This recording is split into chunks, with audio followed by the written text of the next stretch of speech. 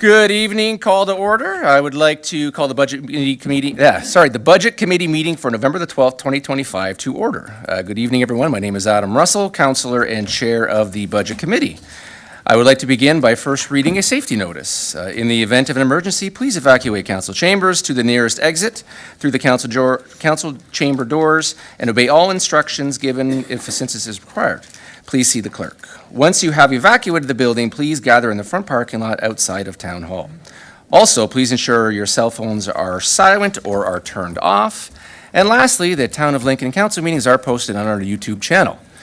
Closed captioning is available on all of our videos by selecting the closed captioning button on the bottom right of your video. Roll call, we have all members of committee in attendance. We also have staff in attendance as well. Declarations of interest, are there any declarations of interest? Seeing none.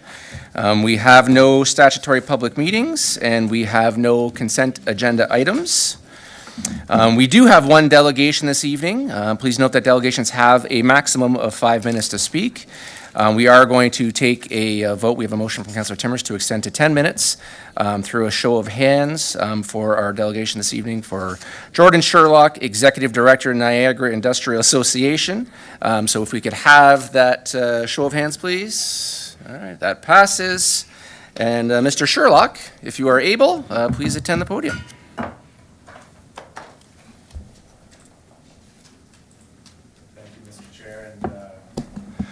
I've achieved two of my goals tonight. One was not falling down those stairs. The second was getting an extension. I can't say my name in 5 minutes, so I appreciate that. Thank you very much, Council.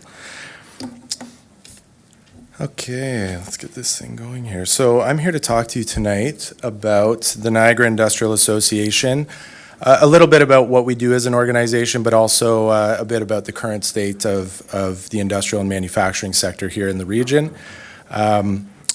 Very briefly, my background is in construction and manufacturing in Niagara my entire career, which is coming up on 20 years. I'm actually a Niagara West guy, split my upbringing between Grimsby and Vineland, so it's really nice to be back here. And for me personally, but also I know within our board, we're really trying to kind of spread our wings with covering the entire region and not just focusing on some of the larger municipalities. So here tonight to talk a little bit about what we do and how we can partner together.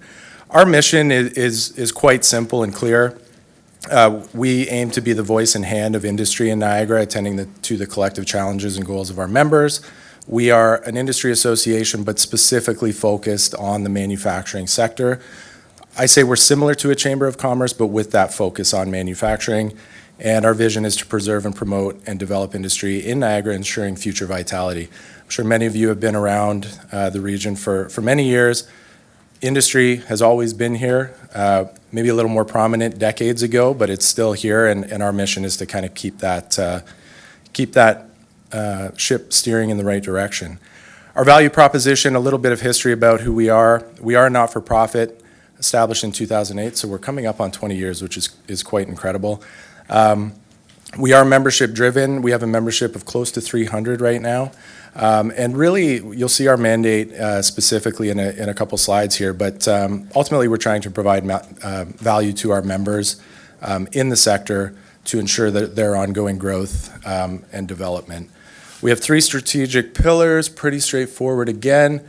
Number one, and I think this is number one and probably the most important, is to foster that collaborative community. I have seen it. I've been an NIA member for longer than I've been in this role. And where you really see the rubber meet the road is when you get these folks in the room together and have good conversations about how they can work together and grow their individual businesses and ultimately the sector.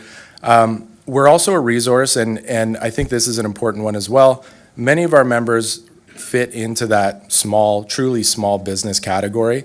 They don't necessarily have the resources to be out there, to be doing business development, to be networking and engaging, or accessing information and resources that are out there. So we act as kind of their arm to bring that forward to them.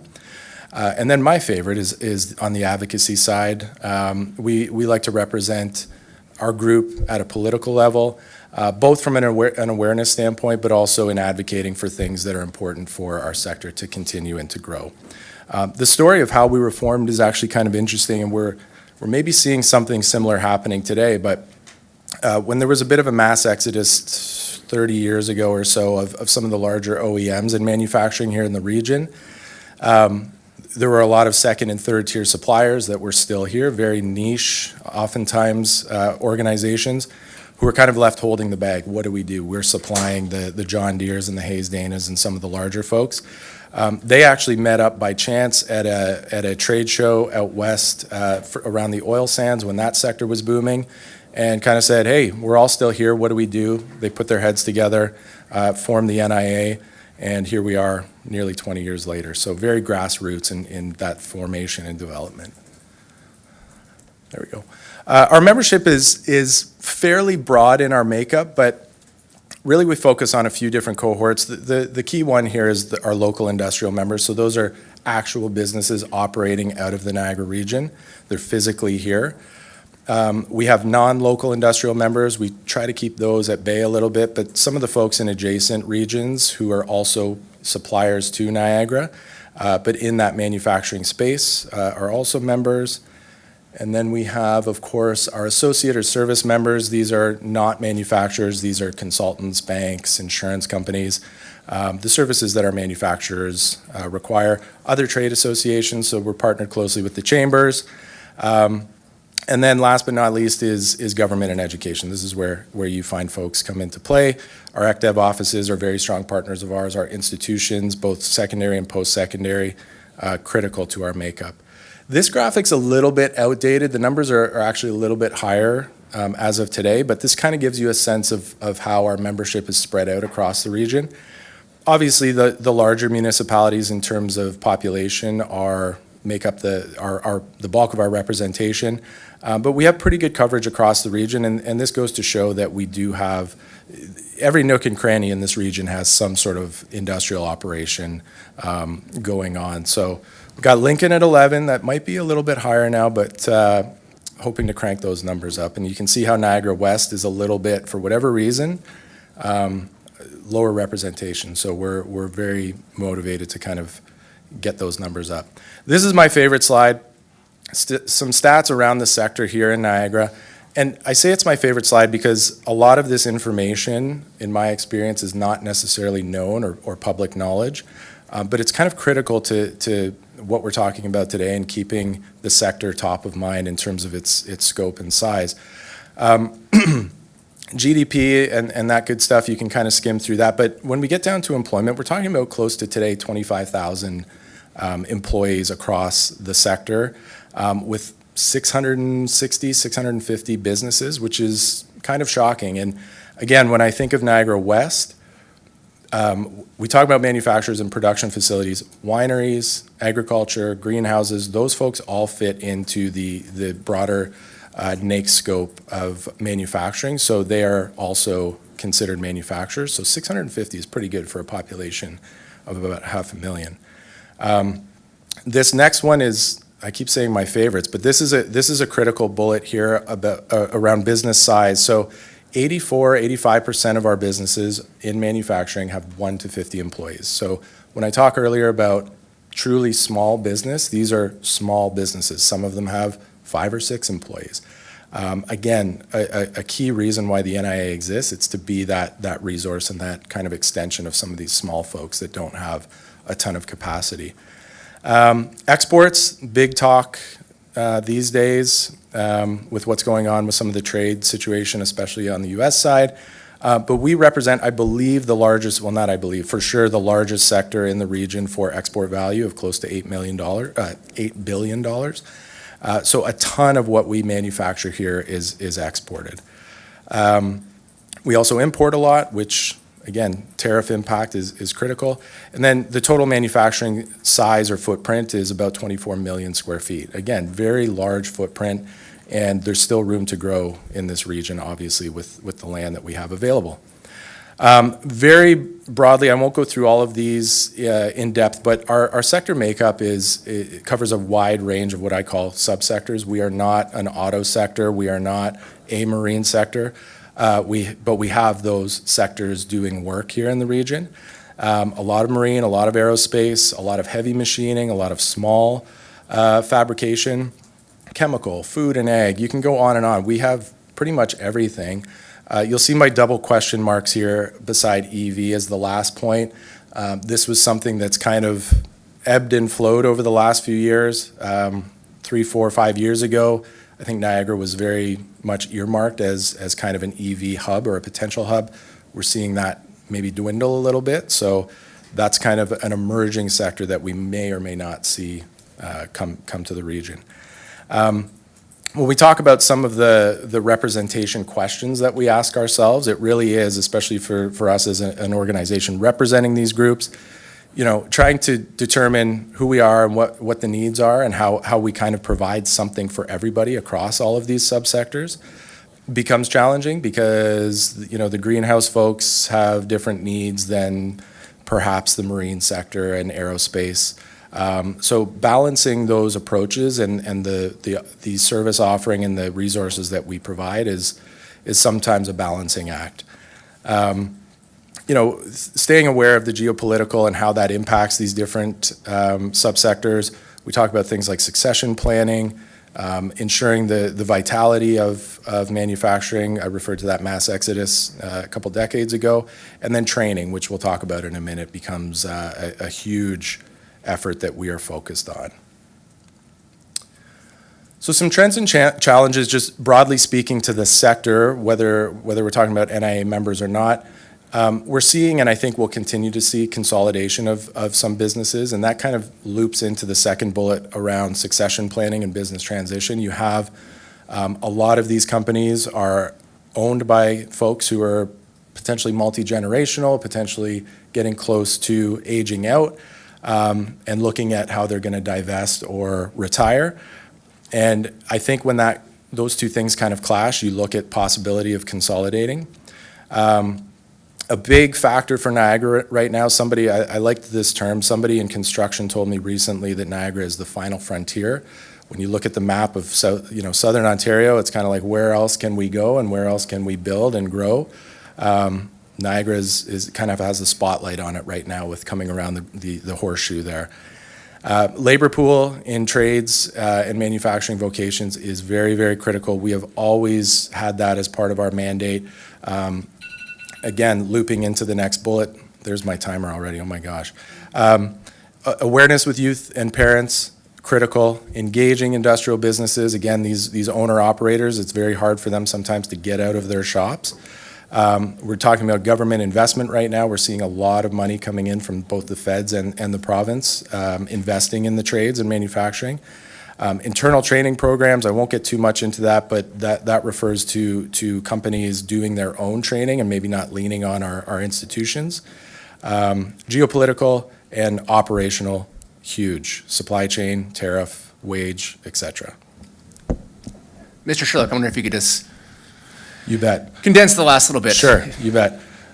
I've got 2 more slides here about partnership. If we're talking about partnering together, I think knowing and understanding who these businesses are and trying to work with them to eliminate bottlenecks. We talk about CIPs, we talk about development charges. These are all things locally that impact these small businesses and need to be considered as we move forward. Lincoln has been a great partner, especially in the last year or so. Huge kudos to Paul and his team and to Mike and to Mayor Easton. Having these roundtables to discuss some of the challenges that are out there, very, very important. Lincoln, I pulled this out, approximately 2,600 of those 25,000 jobs are in Lincoln and around 100 businesses. So pretty good representation, believe it or not. And back to just open communication, collaboration on events, and really seeing a partnership as mutually beneficial with growth in manufacturing, contributing to more jobs, greater tax base, et cetera, et cetera. I know the municipality has done a lot around recognizing us as a vital sector, investing in infrastructure, making Lincoln a good place to live and work, incentives around development and development charges, being a business-friendly environment. Lincoln is a great place to live, and I think people appreciate that in setting up their business and investing, again, into the lands and infrastructure to make it all happen. Some slides, I'll just blast through these. These are some pictures of some of our manufacturing facilities right here in the region. There's our folks out in Port Colborne, groundbreaking last year. With that, I can open the door to some questions if time permits. Thank you Yes, very we much. will. And that was a very good summary. I appreciate you condensing and try to get as much information Thank you. there as you could. We are going to open it up to council for questions. We have Councillor Timbers up in the docket first. Go ahead, Councillor Timbers. Thank you very much. Through you, Chair, to Mr. Sherlock. Thanks so much for being here tonight. Thank you. I think these conversations are very important. And when we had the roundtable, it was a number of months ago around tariffs, and I remember you were at one of the ones that I was at. And I think it's important for council and residents to understand the manufacturing industry that we actually have in Lincoln.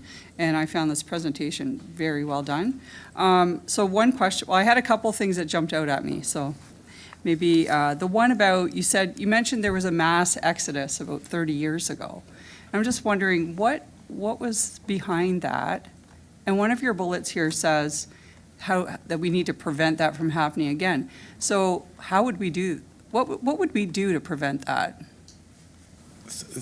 Great question, and through you, Chair. I think the easiest way to kind of summarize that would be finding competitive advantage. When things happened way back when, the reason was these companies were able to do business for cheaper in other jurisdictions and sometimes other countries, and they left to do that. Again, we're kind of seeing that happening now, different, but could go the same way, where we're competing in a global marketplace, and especially for businesses who do have the resources and maybe are a little bit larger in size, they're opening a map of the globe to determine where they're going to grow. And I think it's critical that we locally do what we can to have those competitive advantages in place to encourage folks to stay here. And, you know, Niagara's a great place to live. We have some amazing things that are very unique, but there has to be business reasons. It can't just be, oh, you know, we've got the lake and we've got the escarpment and a lot of wineries. Those are all, that's gravy. But I think finding ways to impact the bottom line for these companies in a positive way, really, that's really what it boils down to. If I can do what I do cheaper elsewhere, I will very strongly consider that. So through you, Chair, so having space to set up business and perhaps some support from municipality around, you know, I don't know, DC charges or fees or whatnot would be helpful to support different businesses. I'm guessing that's what I'm looking at, you know, what we can do for you from the municipality. Yeah, through you, Chair, I would say there's probably three key things that fit under that category. One is available lands. So, you know, we have a lot of land, but is it available? Is it shovel ready? Two is permitting and site plan development. So, you know, these folks, if you want to put a 2,000 square foot expansion on your building for warehousing, let's say, that's because of an immediate need, not I can wait 2 years to get a permit approved. So I think if we have available lands that are site service ready, and then the third one is to your point around taxation, development charge, and incentives to mitigate some of those costs. I always say those costs are costs that you can't pass on to the customer necessarily. Development charges, you cannot say to your customer, hey, you're gonna have to pay this bill. So it's really a cost to the business to continue to grow. So I think those are kind of three high-level things that we have some control over. Forget about the geopolitical stuff. There's not much we can do about that, and businesses have to kind of figure out how to navigate those things, but what can we do locally?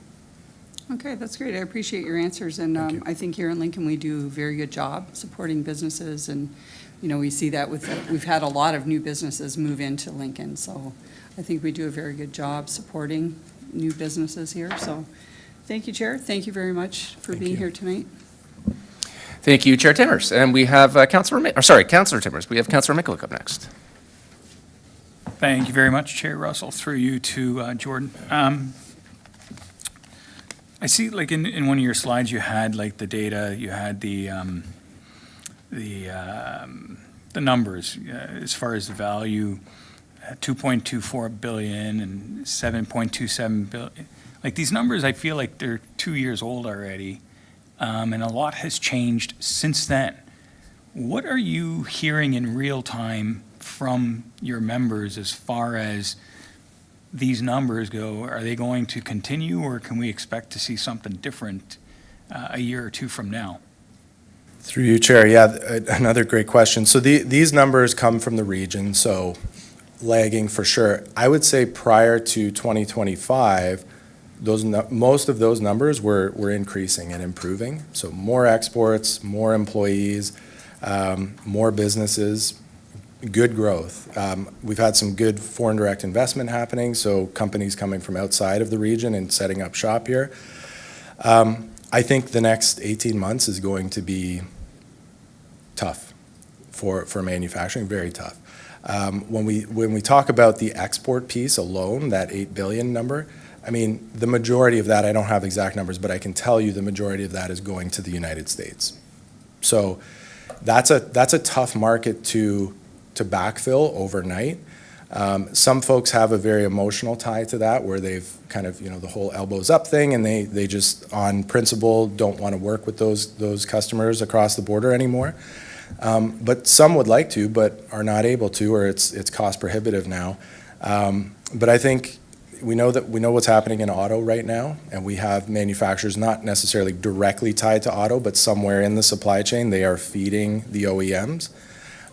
Those folks are, a lot of them, not shut down, but seeing a huge stalling in their commercial activity. So it's very hard to say. I'm bullish on the fact that we were seeing that growth, and especially for the folks who have come in and are dumping money into the economy here, as well as some of the folks who were growing prior to the tariff situation. They're already doing their thing, and I think they will continue to. But we're going to have to find ways to get around this supply chain disruption, because it's going to be, it will take, I know there are things being thrown out there around, the defense sector and other countries that we have trade agreements with. Those are all great things, but that is not a switch that you flip overnight and just backfill that $8 million. So this all kind of goes back to that whole, what is our competitive advantage to remain in Niagara and to continue to do your business here? One thing I can say about manufacturers in my group is they are resilient. A lot of the folks that you talk to who have been around for multi-generations, they started doing something 50 years ago, and now they're doing something completely different. So they find ways to kind of pivot. Many of them are niche manufacturers, so they are doing something very specific for a very specific set of clients. So I think we have that on our side, largely. You look at areas like, the Windsor area, where everything is kind of concentrated around auto, for example. That's going to decimate an area like that. I think we have the ability to pivot and to be resilient. I know that sounds cliche, but... No, I appreciate that answer. I'm bullish on ourselves as well. I think we have the labor force. I think we have the skill set. I think we have I think access to labor can trump, excuse the pun,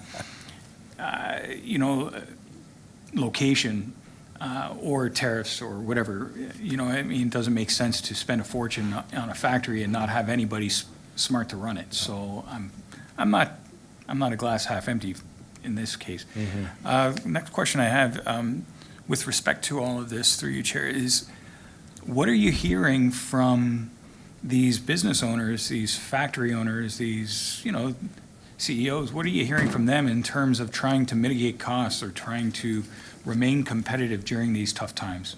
What are they hoping for? Why are you here? What? Yeah, no, through you, Chair, another great question. It's interesting because a lot of them are doing very well. Like, you talk to some of them and they have backlog for the next year or two, which is fantastic. And again, that's a testament to being in that niche space for many of them. What I'm hearing right now is kind of, let's wait. And again, I know that sounds cliche, but 6 months or 8 months, however long we've kind of been dealing with this current mess, that is no span of time for a manufacturer. People aren't going to run for the hills after 8 months of disruption. We've dealt with COVID and the financial crisis, and there's been a history, even in the last 20 years or so, of kind of major market disruptions. No one's going to jump ship. But I think they are hoping for negotiation to prevail. Some sort of agreement with the states. To a person, I don't think I've talked to one person who has said, I'm cutting off the United States from my existence. I think they're hopeful a new deal will be done and that they continue to at least do some sort of normal commercial activity across the border. It's just too large of a market to run away from.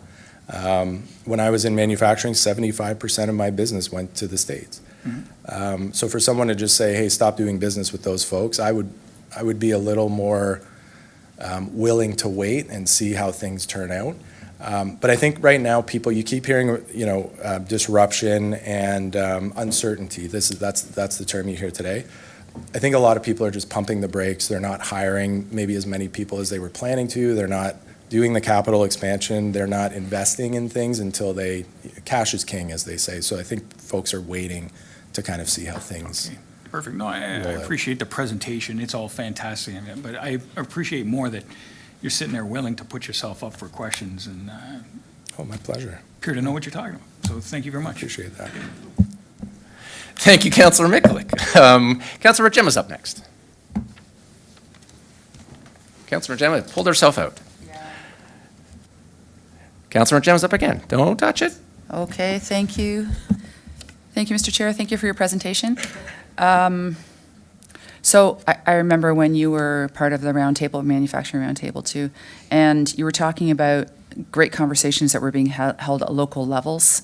For example, at the table, at that roundtable that the Chamber of Commerce organized to talk about how we can help with the labor force for local manufacturers. So I can't remember exactly what you said, but you said that there needs to be larger conversations on a more regional basis. And what are you seeing happening in that regard? Through you, Chair, with respect to labor force, that conversation? Yeah, labor force. Yeah, I recall that. And, it's interesting. We recently did a survey, and one of the questions was around, kind of what is your biggest challenge today? And despite everything that's going on that we've been talking about in the last few minutes, labor was still number one. So it was there before and it is today. And when I say that, I mean both on the skills availability, so do the people that I'm hiring have the skills to do the thing I need, but also on the size of the pool itself. So we have, the boomers are retiring, and you've got that younger generation that is simply much smaller. So it's kind of a double whammy. I believe we need an attraction strategy, for one, regionally around labor. We often talk about brain drain as a problem for Niagara, and that means people get educated here and then go and work in Toronto or Kitchener or somewhere else. I think we should have a strategy to attract young people, especially young graduates, to set up shop here and work here and live here. We were fortunate enough to receive some provincial funding this year to administer some training. We don't do the training, I'll be brief with this, but basically it's a flow through of funding directly to our members who have workforce needs, both with new hires as well as internal training. And that, again, is due to the fact that there are very specific needs for these employers. It's very difficult to kind of have a box, here's our training program, and if you don't fit into that, sorry, you're out of luck. We're trying to help de-risk, we call it, some of the costs of loss of productivity to have these businesses have the ability to do that training internally. So, we're trying to stay very close to our institutional partners, especially at the high school level, believe it or not, because that's the pipeline. And if we can get the parents and the teachers and the guidance counselors to say, hey, there's, the trades is a good career, there's some great companies here, you make a lot of money, and it's not like it was in the 1950s. And we're starting to see that. We're starting to see parents, especially, because they're often the ones who kind of give that push, to look at those types of opportunities rather than just say, hey, go to university and become a teacher. So I think, to the counselor's point earlier, we have a strong pipeline of labor force here, and I think we're going to see that continue to grow as there's more of that spotlight around the trades and manufacturing. That's good to hear. That's optimistic. And a question of clarification, Mr. Chair. The attraction strategy, who do you think should be responsible for that? Through you, Chair, I think it should be the region leading that charge personally. Both from a, I think their strategy is more focused on kind of that FDI and attraction for business. So I think it makes sense, and they also have, I would think, the resources, but I think they should be partnering very closely with the municipalities as well. Thank you.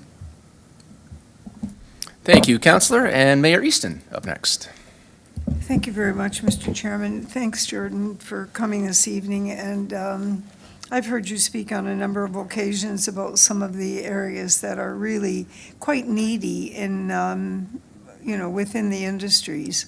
And it's good to see you in a different perspective tonight. The information you've provided is really quite valuable.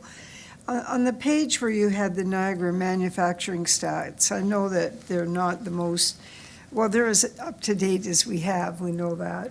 But when it comes to nominal GDP and the GDP growth, I look at those numbers and I think, okay, 2.24 billion for the nominal GDP. What do you think about that number? How do you, does it make you feel that things are very stable and that even though this is something that goes up and down, how do you feel about that number?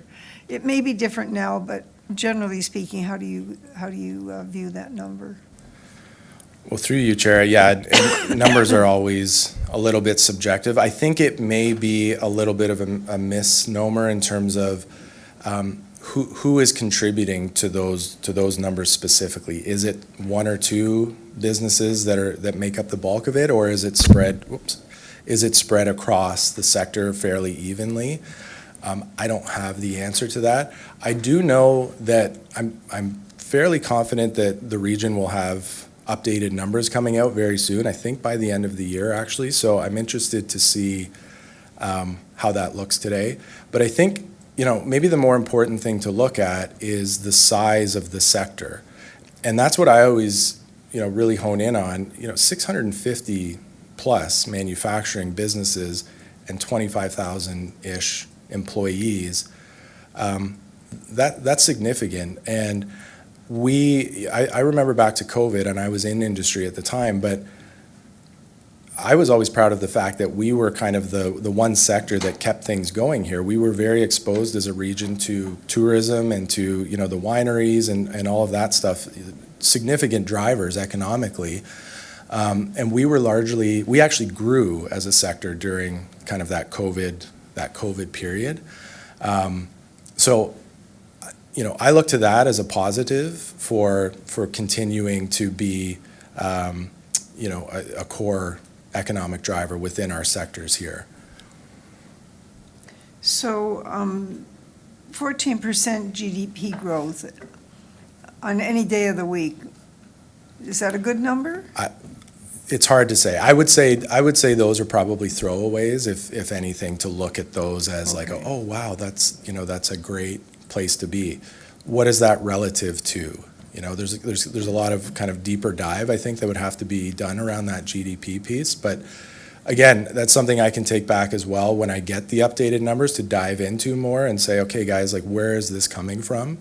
Rather than just, they give me the numbers, not necessarily saying, this is made up of, here's what the pie looks like. Right. And that 14% growth year over year or decade over year, to your point, is 14% a norm, or is that a spike, or is it a huge dip?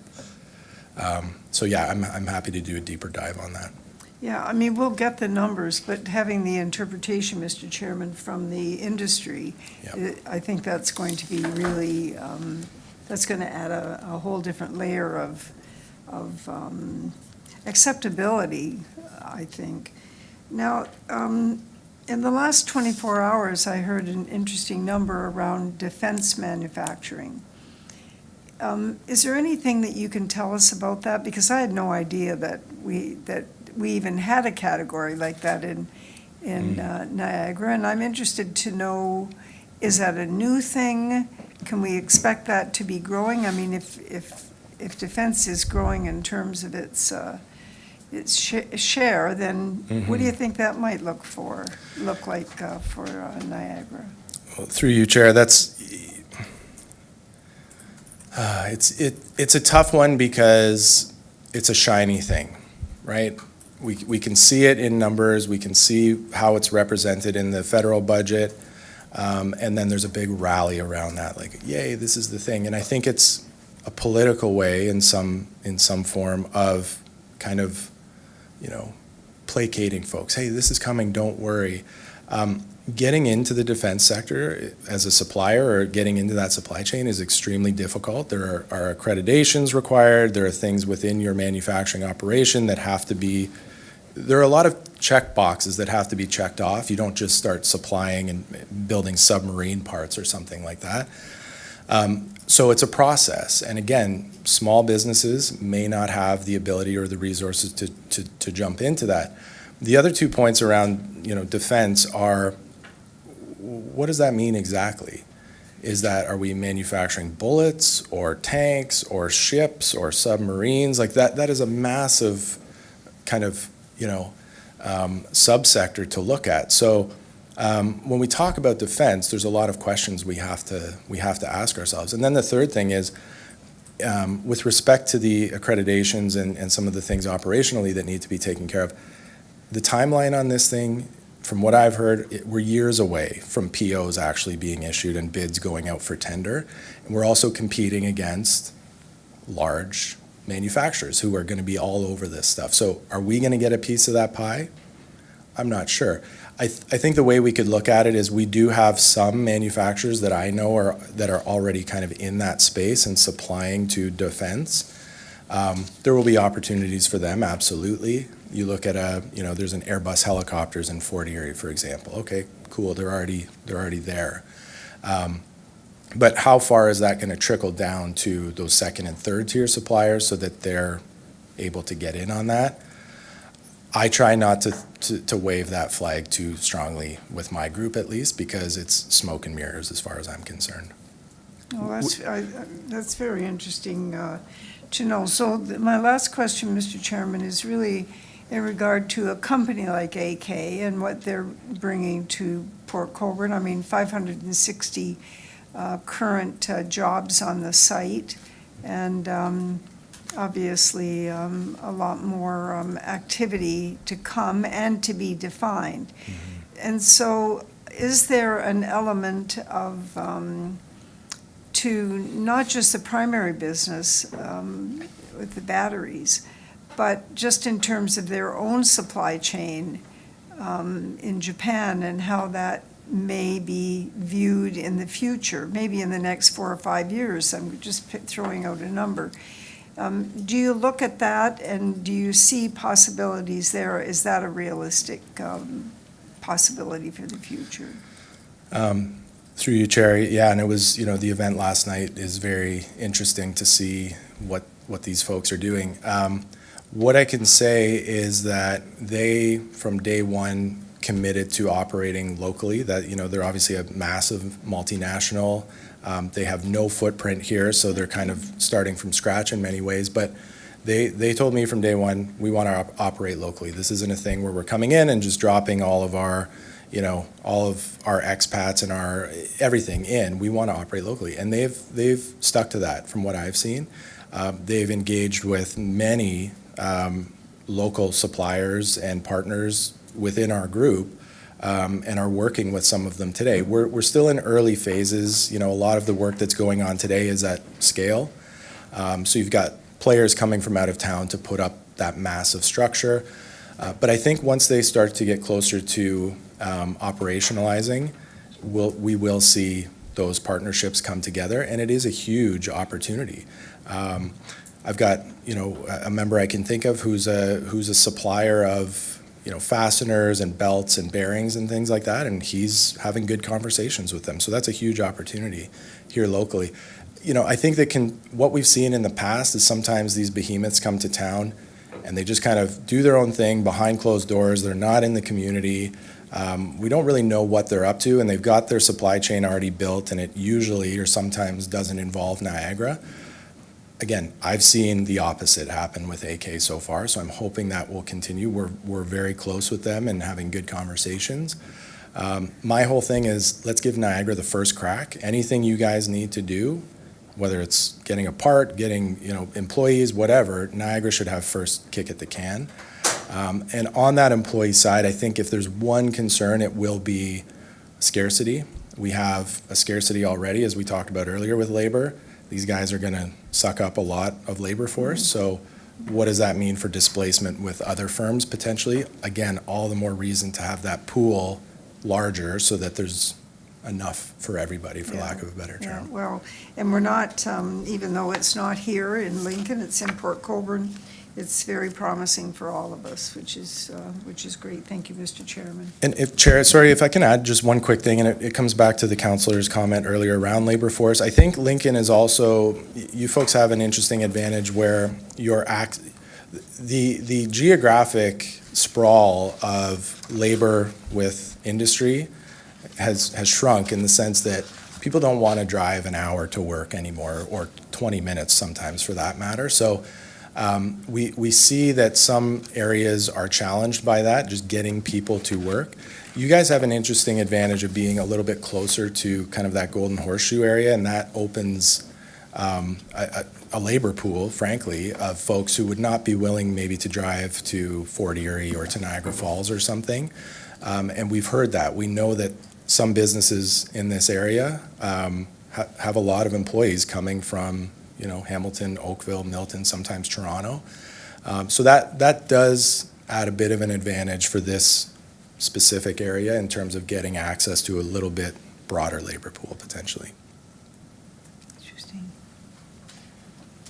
Thank you, Mr. Sherlock. I believe our CAO also has a quick comment as well, before you go. Through you, Mr. Chair, just very briefly, I want to thank Jordan for the partnership. I know we've toured Jordan, for example, through BDSS a number of times. We've talked about that skilled trades, training, development, the shortage that he's highlighting this evening. So he's been a good partner, and I think will continue to be a good partner as we move forward. Obviously, council knows we're limited in terms of land, so focusing on labor attraction, skills training and development will be critical for us. So I want to thank Jordan and look forward to working with him more. We have a massive manufacturing sector. I say massive, we have a large manufacturing sector here in Lincoln when we think about the number of jobs and what it means to our local economy. So thank you.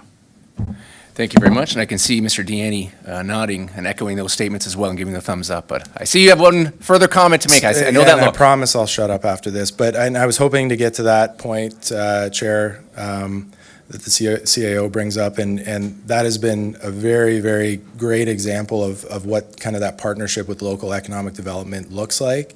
It's an opportunity. We have a facility that is not that old and that has resources and services kind of tailor-made to training opportunities for industry and for manufacturing. It's not cut and dry. Obviously, there's a lot to go through, but there are ways to kind of retrofit and look at this as an opportunity for some sort of skills and training center, if you want to call it that.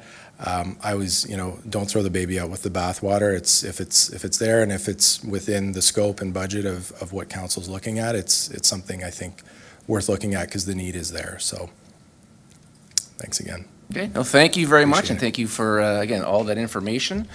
I see no further questions, and there being no further delegations, I have a motion moved by Councillor Timmers that committee receive and file for information the delegation and presentation from Jordan Sherlock, Niagara Industrial Association. I will now ask our clerk to open the vote.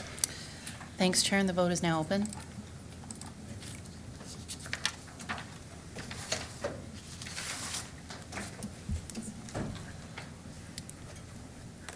Thank you. Councillor Regima, can I get your vote?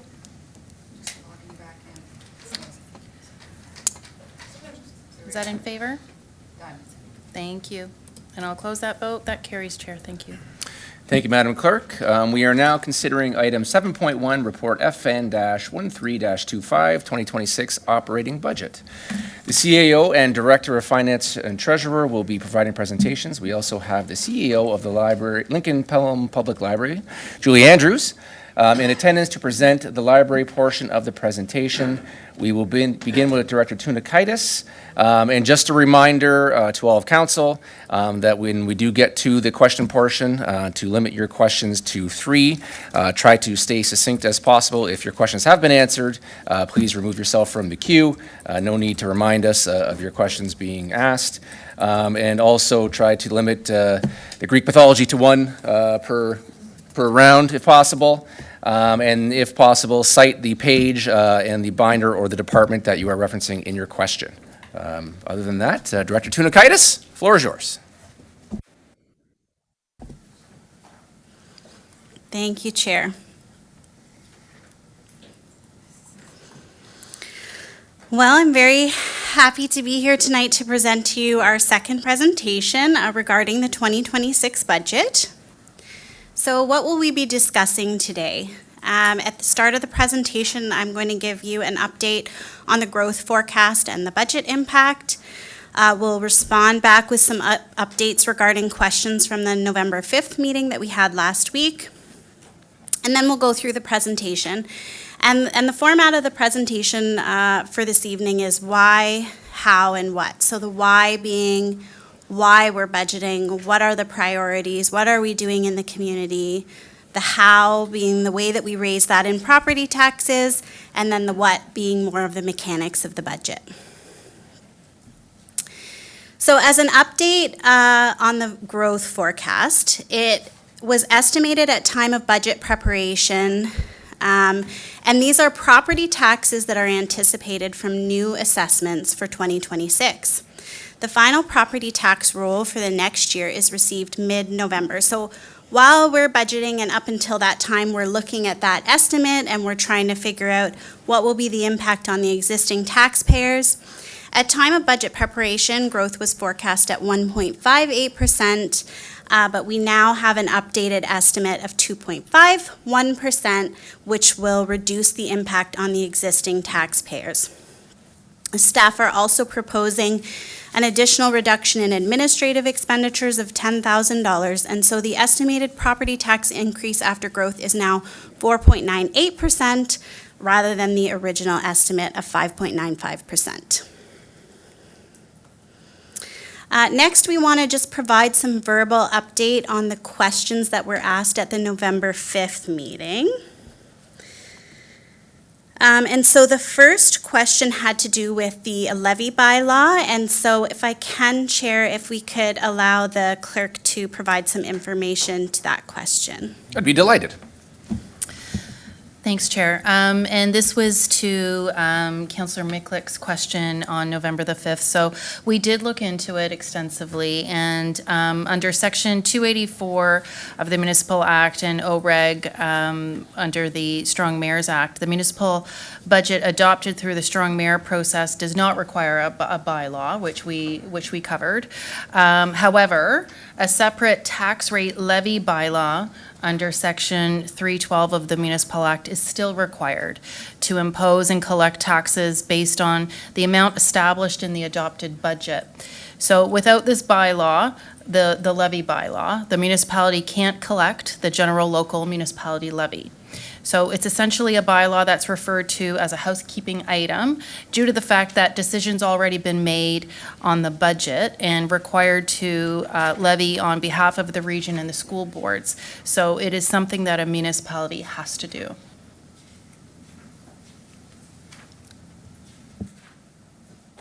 Thank you, Madam Clerk. Director Tunakaitis, back to you. Okay. And the next item, there was some questions about comparisons regarding asset management planning. And if I can, Chair, I'll turn that to the CAO who will provide a response. Through you, Mr. Chair. This question came from Councillor Brunet, and I know we've gone back and forth since that meeting, and staff have kind of examined what's the best way to tell this story. Not as easy to, I think, mine some of the data specifically around asset management plans in terms of how they're shared, how they're presented, what's online, what's available, where people are at in the various processes.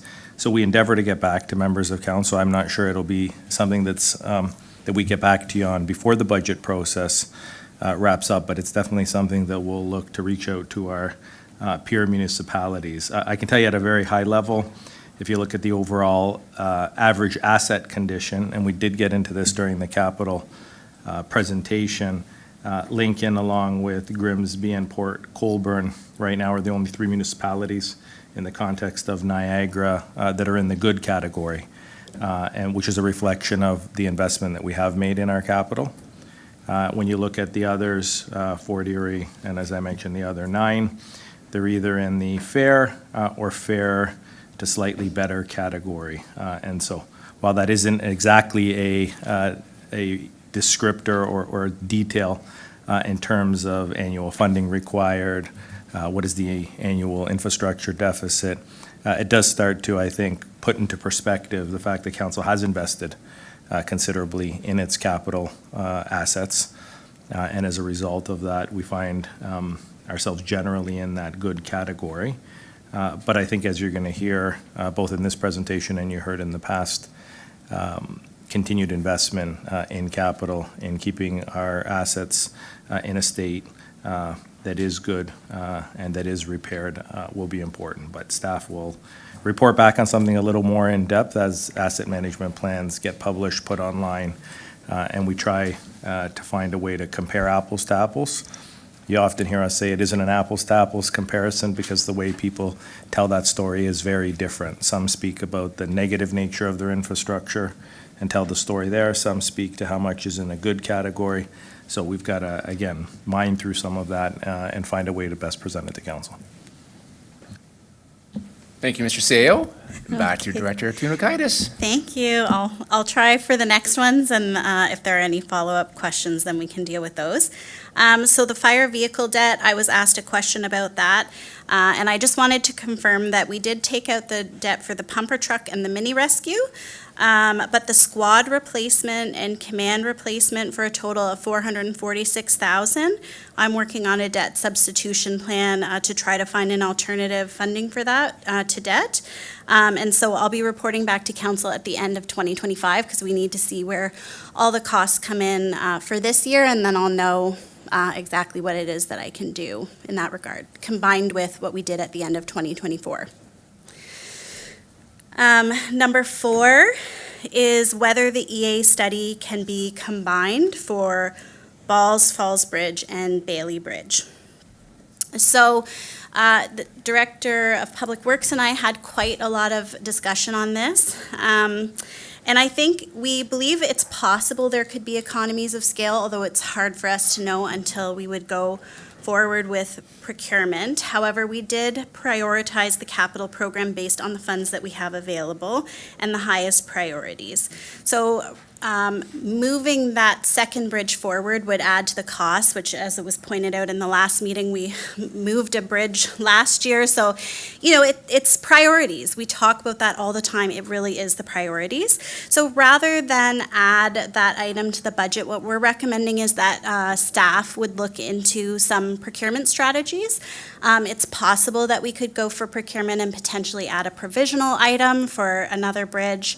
We would need to look at that before we issue that, but we would rather take that approach and try to see if we can do something on the procurement side rather than necessarily adding an additional project to this year after we have spent our time prioritizing it to get us to where we are. So that is the staff recommendation on that one. And then number 5 is the road safety speed humps. And the question was how many speed humps are being installed, and it's 7. There will be 3 on Cedarbrook Drive, 2 on Drake Avenue, and 2 on Connor Drive. So those are the follow-ups to those items. I'm not sure, Chair, whether should I continue with the presentation and then we deal with it all at the end? We do have a number of break sessions with Q&As as we're going through, so if there's any questions pertaining to any of those updates, we can take them at that first break session. Sounds So please great. go ahead. Okay, thank you. So this is a review of where we are in terms of our budget process and timeline. We're at the November 12th operating budget meeting. If required, there will be a meeting on November 24th, but if there are no amendments up until that time, then that meeting will be canceled. So as I mentioned at the beginning of the meeting, I really wanted to start this presentation off by discussing why we budget. And, you know, it's an interesting thing for an accountant to come up and talk about because, you know, typically speaking, I am known more for the numbers and the analysis and what is the data saying to me. But I do think there's a story behind a budget that's really important to emphasize. The why of the budget, you know, the emphasis that we're putting on the community, the initiatives that we're doing for the coming year, that's really the driver behind what we do. That's why, you know, we're here. That's why staff spend their time going through the budgets and coming up with their best proposal, because we really want to make Lincoln a place to grow, prosper, and belong. So I'm going to just do a high-level review of some of the initiatives that we have in the budget that tie to council's strategic priorities. So why? So that we can be a welcoming and connected community. And within the budget, you'll see an expansion of recreation sport programming and municipal customer service offerings. We manage and deliver the 2026 municipal and school board elections. Strengthen partnerships with Indigenous communities through co-created programs, storytelling, and placemaking at Soa Reason Park. Report back on next steps regarding the Beamsville Community Hub, formerly the BDSS site, and advance equity, diversity, and inclusion across the corporation. So why? So that we can be a vibrant and prosperous community. The budget proposes the launch of a new economic development, tourism, and culture master plan, and to grow Lincoln's tourism sector by attracting investment, creating jobs, and boosting visitor spending through our shared DMO with St. Catharines. And why? To be responsible and resilient, we utilize new fire records management systems as part of an ongoing service delivery continuous improvement process to improve effectiveness and mitigate identified community risks. Continue to develop a framework for smart development, encourage incorporation of climate change adaptation and environmental protection into the development process, proceed with heritage designation of properties with highest priority, and asset management capacity brought in-house for continuous improvement, collaboration, and integration into existing town processes. So those are just a very quick and high-level discussion of some of why we budget. So then the next part of the presentation is how. So we know why we do it, then the question is how we do it. And the main source of revenue for Lincoln's budget, like most municipalities, is property tax. The way that the property tax calculation works is actually fairly straightforward, even though how it gets rolled out can seem complicated to people, but basically we take our total expenditures for the year that we know that we need, we subtract all of our other sources of revenue besides property tax, such as user fees, grants, and investment income, and the difference is the amount of property tax that we need to raise. Property tax rates work very differently than many other taxes that our residents pay. For example, does the average person know what percentage increase they paid in HST in 2024 or 2025? It's unlikely. And I always ask that question because as a municipal treasurer, people are very cognizant of the percentage change that they're paying in their property taxes. But if I ask them how much more HST did you pay this year than last year, they probably wouldn't know because the rate stays the same for HST. So in Ontario, HST is 13%, and as prices increase or decrease, the HST would fluctuate proportionately. Recent inflation would mean that more HST is collected, but people may not be mindful of it because the rate stays the same. But property taxes are different. Property tax rates are calculated after the town has determined the amount of property tax that needs to be raised. The only way that the town can increase the amount of property tax revenue collected is to increase the amount of budgeted property tax revenue. This has created a focus on year-over-year percentage change that is not always present with other taxes. Average household income changes from year to year. And so this is part of why we look at property taxes and other municipal costs as a percentage of household income. So we've looked at these pie charts before. Where do property taxes go in 2025?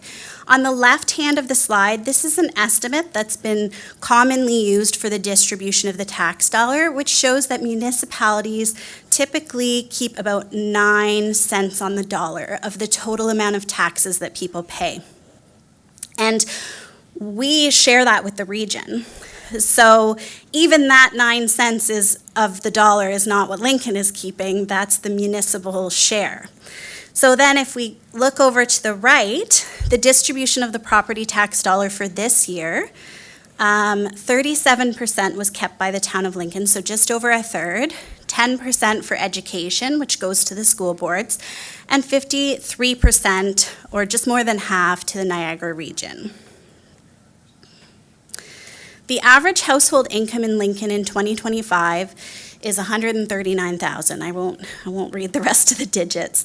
The average residential home with an assessed value from MPAC of $385,000 would pay $5,977 in property taxes in 2025. Of that, Lincoln would keep $2,234, and that's about 1.6% of average household income. So the total is 4.3% of average household income, and we keep 1.6%. So what does it pay for? This graphic, which I won't read through, kind of shows how that $2,234 gets distributed to our budgets, the biggest item being our roads, infrastructure, parks, and facilities. So I want to talk a little bit again about understanding property tax and the blended rate, because this is a common area that I get questions from people. Property taxes paid in Lincoln are based on 5 main factors. Number 1, the assessed value of the property, which is determined by MPAC. 2, the class of the property, whether it's residential, commercial, farmland, industrial, etc. 3, the region's tax rate, which is set by the region based on the total amount they need to raise for the year. 4, the town of Lincoln's tax rate set by the town based on the total amount we need to raise for the year. And 5, the education tax rate set by the province based on the total amount to be raised for the school boards. A change in any one of those factors will result in a change in the amount of property tax charged. And the only factor controlled by the town of Lincoln is the town's tax rate. So 5 things that are impacting people's property tax bills, and we control 1.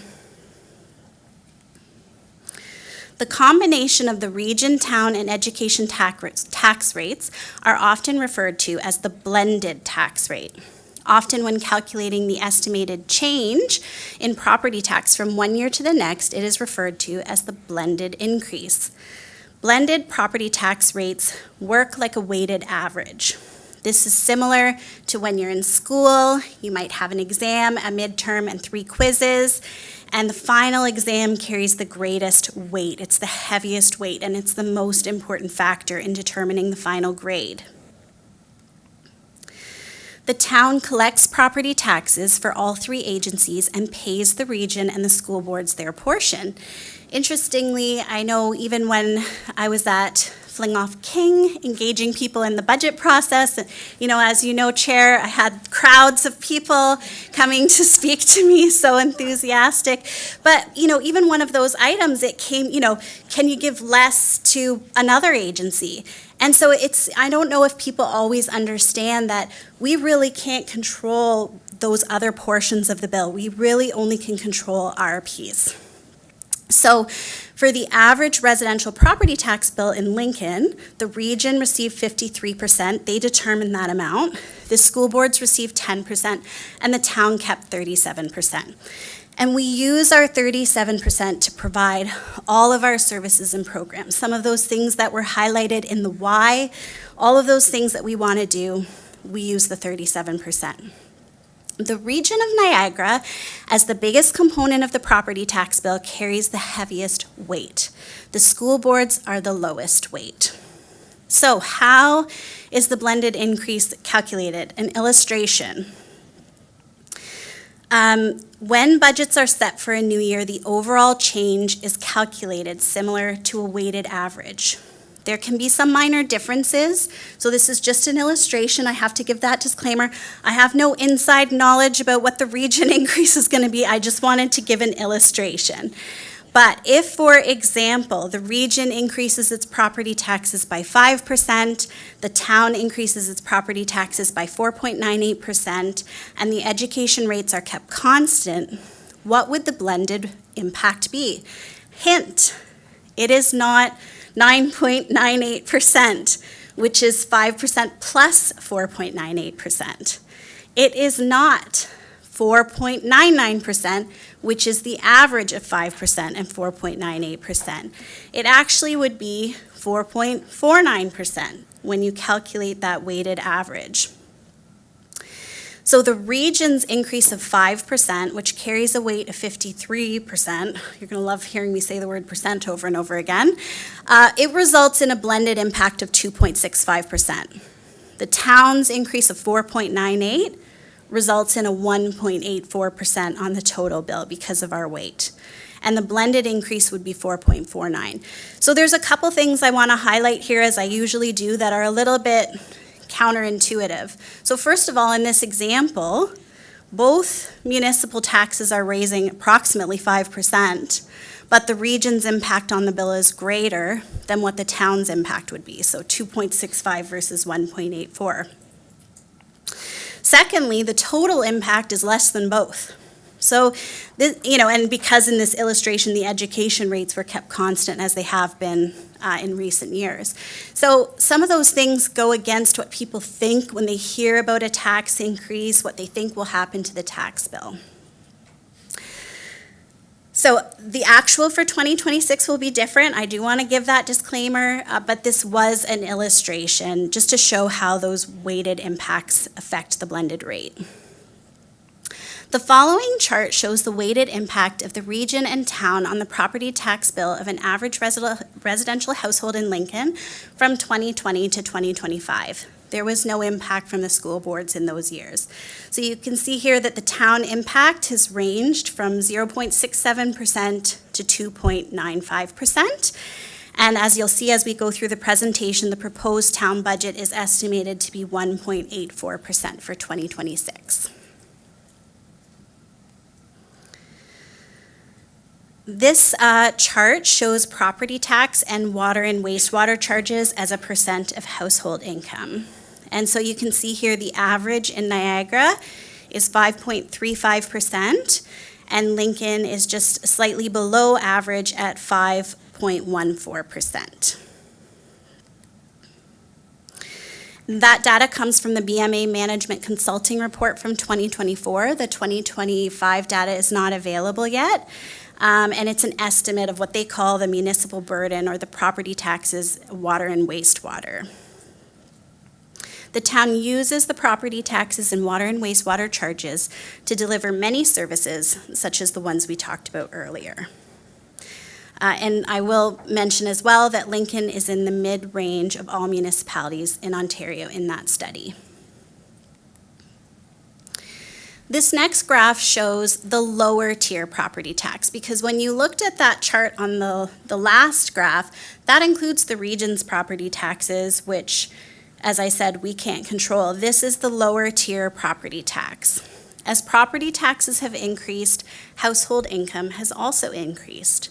The town of Lincoln's property tax as a percentage of household income has changed from 1.39% in 2020 to 1.49% in 2024.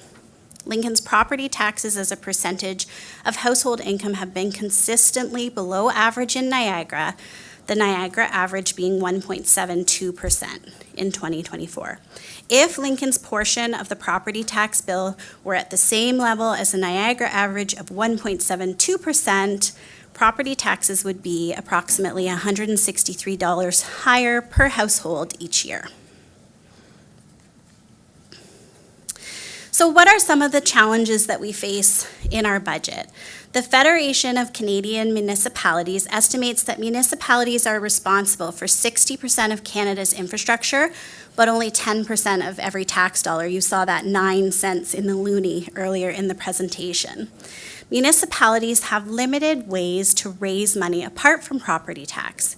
We cannot incur debt for operating purposes, whereas sometimes for upper levels of government, that's different. We can only borrow for capital to a limit, and we need to manage that risk as well. Most municipalities have had an infrastructure gap that existed long before the pandemic, which we talked about as part of our capital budget at length. So what does a 1% increase in property tax mean for the town and an average residential household with an assessed value of $385,000? For Lincoln, 1% of the property tax levy is about $263,000. This is approximately equal to 83% of our fuel budget for the year, 26% of our insurance costs for the year, or 20% of our utility costs for a year. On the household side, 1% of the 2025 Lincoln tax levy would be about $22. This is approximately 0.37% of the total property tax bill, and it's approximately equal to 0.016% of household income. So both things are important. We talk about affordability, and those are the things that we're balancing, because at the same time, you know what that $22 does for a household, but we also know what $263,000 does for our budget. So this year, we worked a little bit more on some data on the assessed values, because I know the question gets asked of me, is the $385,000 number actually realistic? Is that an average household? And I get that question commonly from many people. And I think the reason why it feels like there's a disconnect to them is because they're thinking of the market value of their home. So if I say this is the impact on the average household and they see $385,000, they think, well, my house is worth $800,000 to $1 million, so the property tax impact would be greater. But assessed values, which are determined by MPAC, have been based on 2016 current value assessments since 2020. So the way the property tax assessment program worked was that they would do an assessment and then it would get phased in over 4 years. So it took from 2016 to 2020 to get to 2016 values. And since that time, they've been held steady. There has been no assessment update, and we don't believe there will be one next year. In fact, I'm sure there won't be one next year because we would know by now. So that's created that disconnect. The $385,000 is actually the average. The median, which means half the properties are below that value, is actually $337,000. So if you think of a typical bell curve, if you like statistics, it's leaning left. It's a bell curve that's leaning left. 25% of properties, residential properties, are at or below $284,000. And 75% of the residential properties are at or below $432,000. And then I've just highlighted in yellow the town portion. So you can see for the vast majority of those properties, the town portion is $2,500 or less. With that, that's the how. So we talked about the why, we talked about the how, and I'll turn it back over to the chair before we get into the details. Thank you, Director Tunakaitis. Just a reminder to council, if anybody has any questions regarding that portion of the presentation and/or any of the Q&A that was left over from the earlier meeting, this is your opportunity to ask now. You can ask later again, but it would just be more apt if you ask now. But I don't see any, but, Councillor Mikulik, going to join first. Go ahead, Councillor Mikulik. Thank you very much. Thank you, Charlotte, for that information. There's a lot there. I just, it's more of a comment, from what I hear from members of the public, particularly like in the charts, there's no real charts with demographics as far as ages of the residents, who's making $140,000 a year? What household is making $140,000 a year? What sort of house are they living in? What's the assessed value of their house? And the reason why I say this is because I'm hearing from a lot of seniors that have lived here for many years. They live in a house that's probably worth a lot of money, and the assessment comes in high. And when the increase occurs, it comes in higher than $22 per 1%. So I believe we have to be cognizant of those sorts of folks that they're not making $140,000 unless they've got some sort of a wizard of a financial advisor.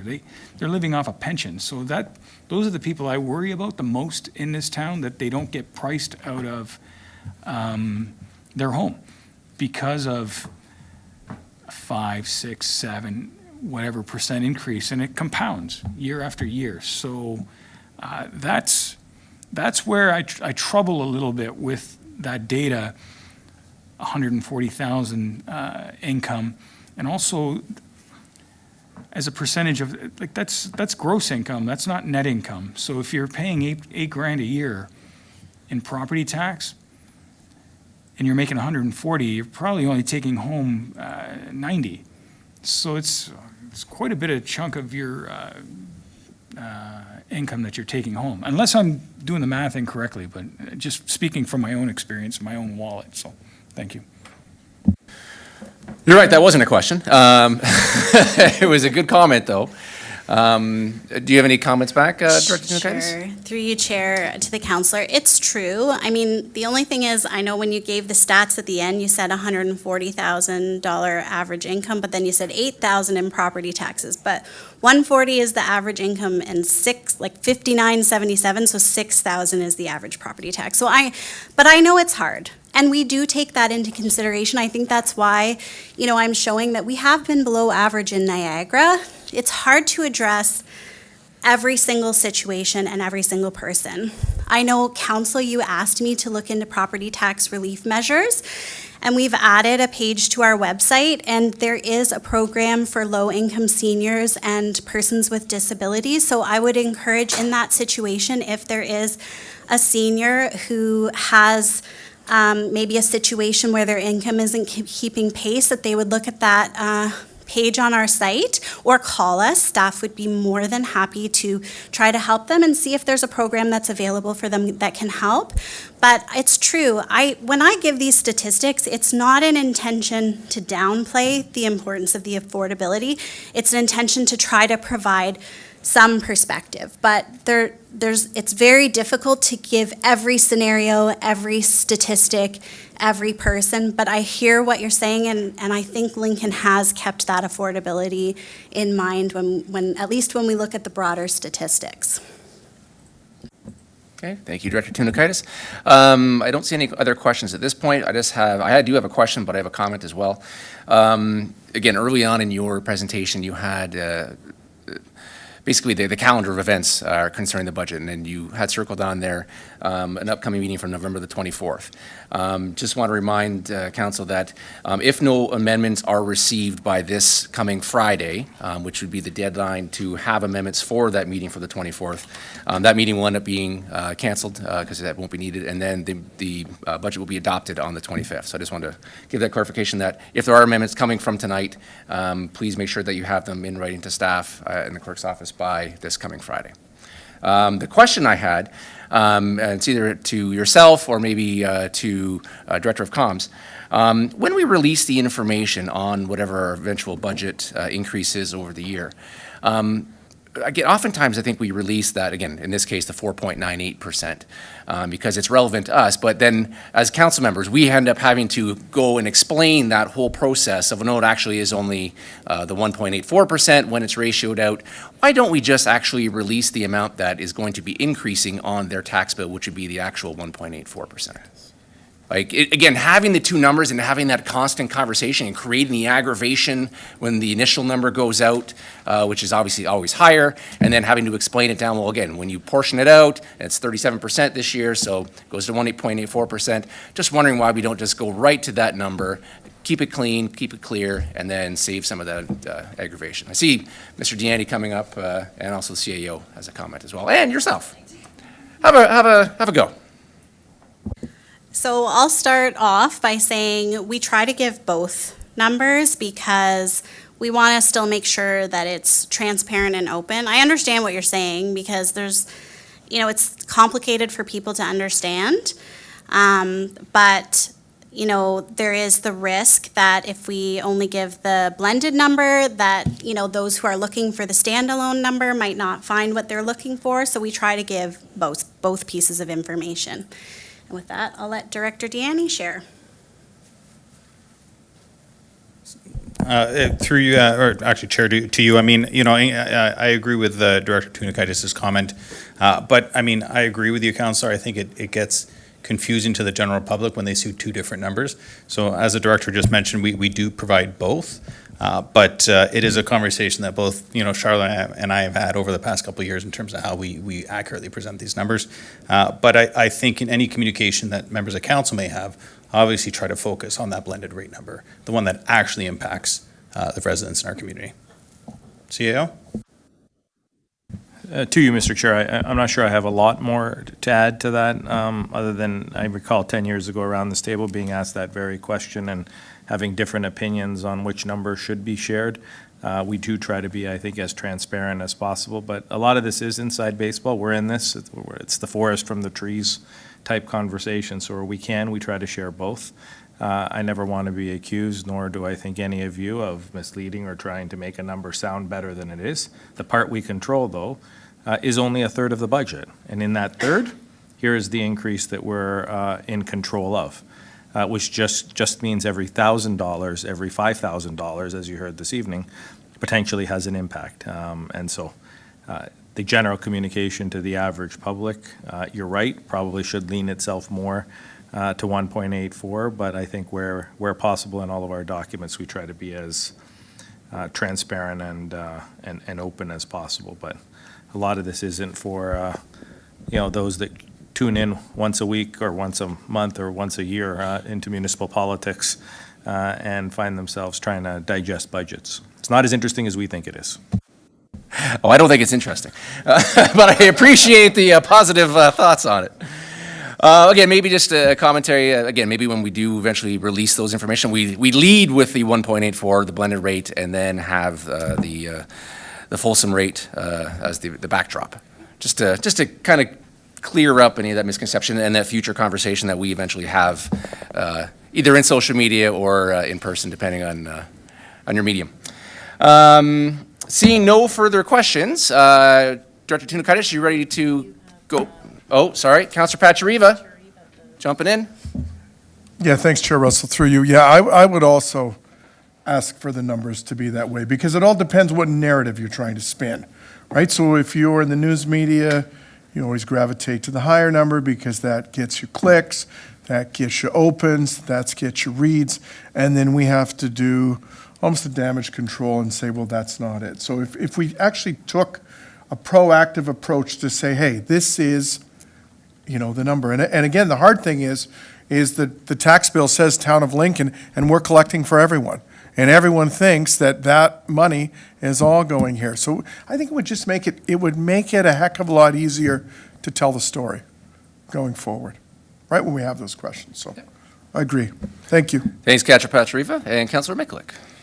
Through you to Charlotte or Paul, how do other municipalities do it? There must be some sort of a consistent way of doing this where somebody in Niagara-on-the-Lake says my taxes went up 4% and somebody in Port Colborne says my taxes went up 8%. Like, people know people throughout the region, and at some point during a dinner they may be talking about taxes when their taxes come up, and I'm just trying to see if there's any consistency with the messaging amongst municipalities in the region, given that there's a blended rate. Through you, Chair, to the counselor, and I see the CAO, he may want to chime in.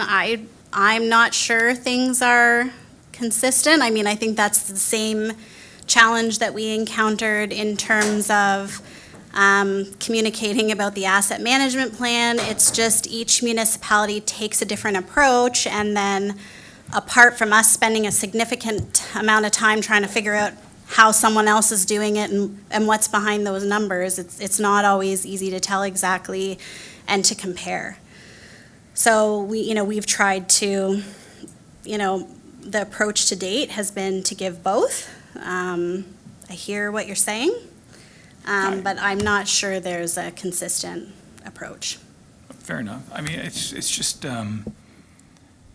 it's always better to share the nicer number, but I think at the same time, sometimes you gotta know the real number, like the total number. And I'm not sure if one municipality is different from another. That's why I bring that forward, so. Yeah, and again, I appreciate that. And again, to me, it's, again, interpretation of what the number is what. And like, one number might be nicer, but when I'm doing the actual calculation, I want to know the number that I'm multiplying by that percentage, which would be the 1.84 to give you the actual true number.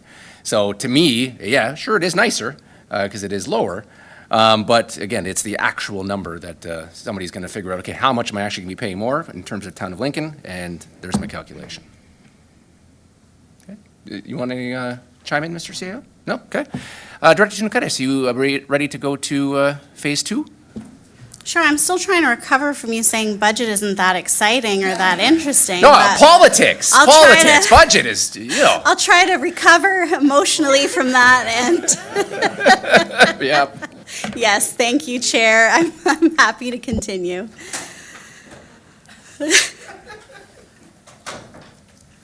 If we could just bring up the presentation, thank you.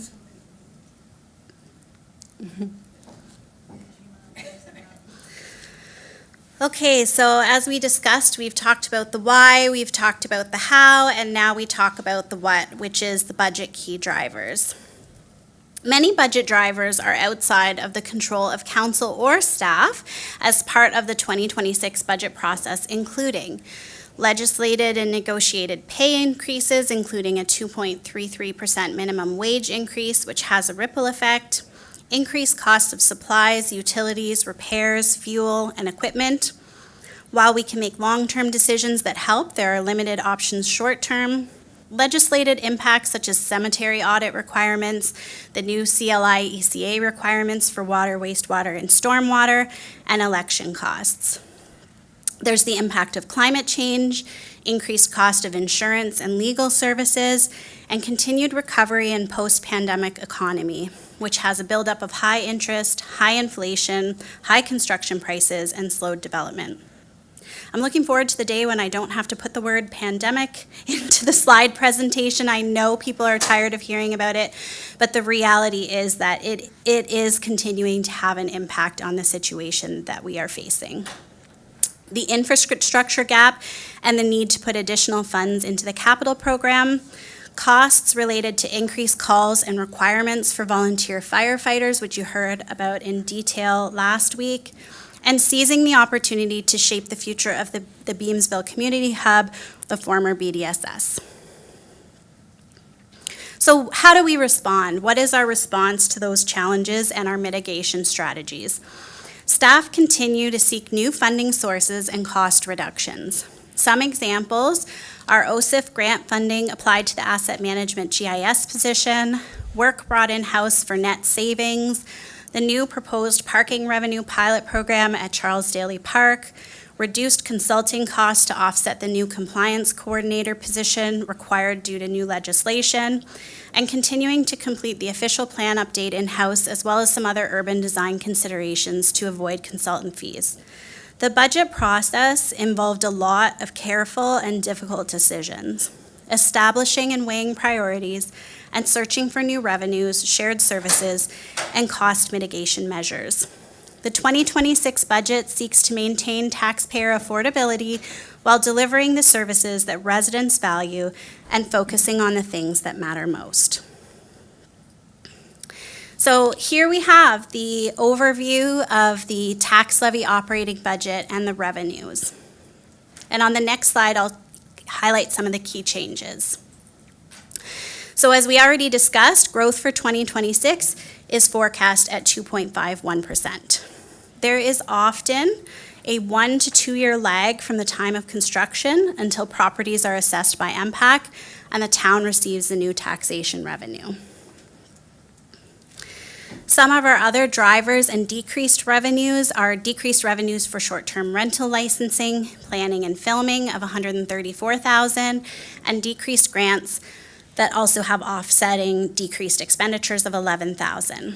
Some of our mitigation or new sources of revenues, we have increased revenues for recreational facility and arena rental, parking, mat tax, and finance administration for a total of $177,000.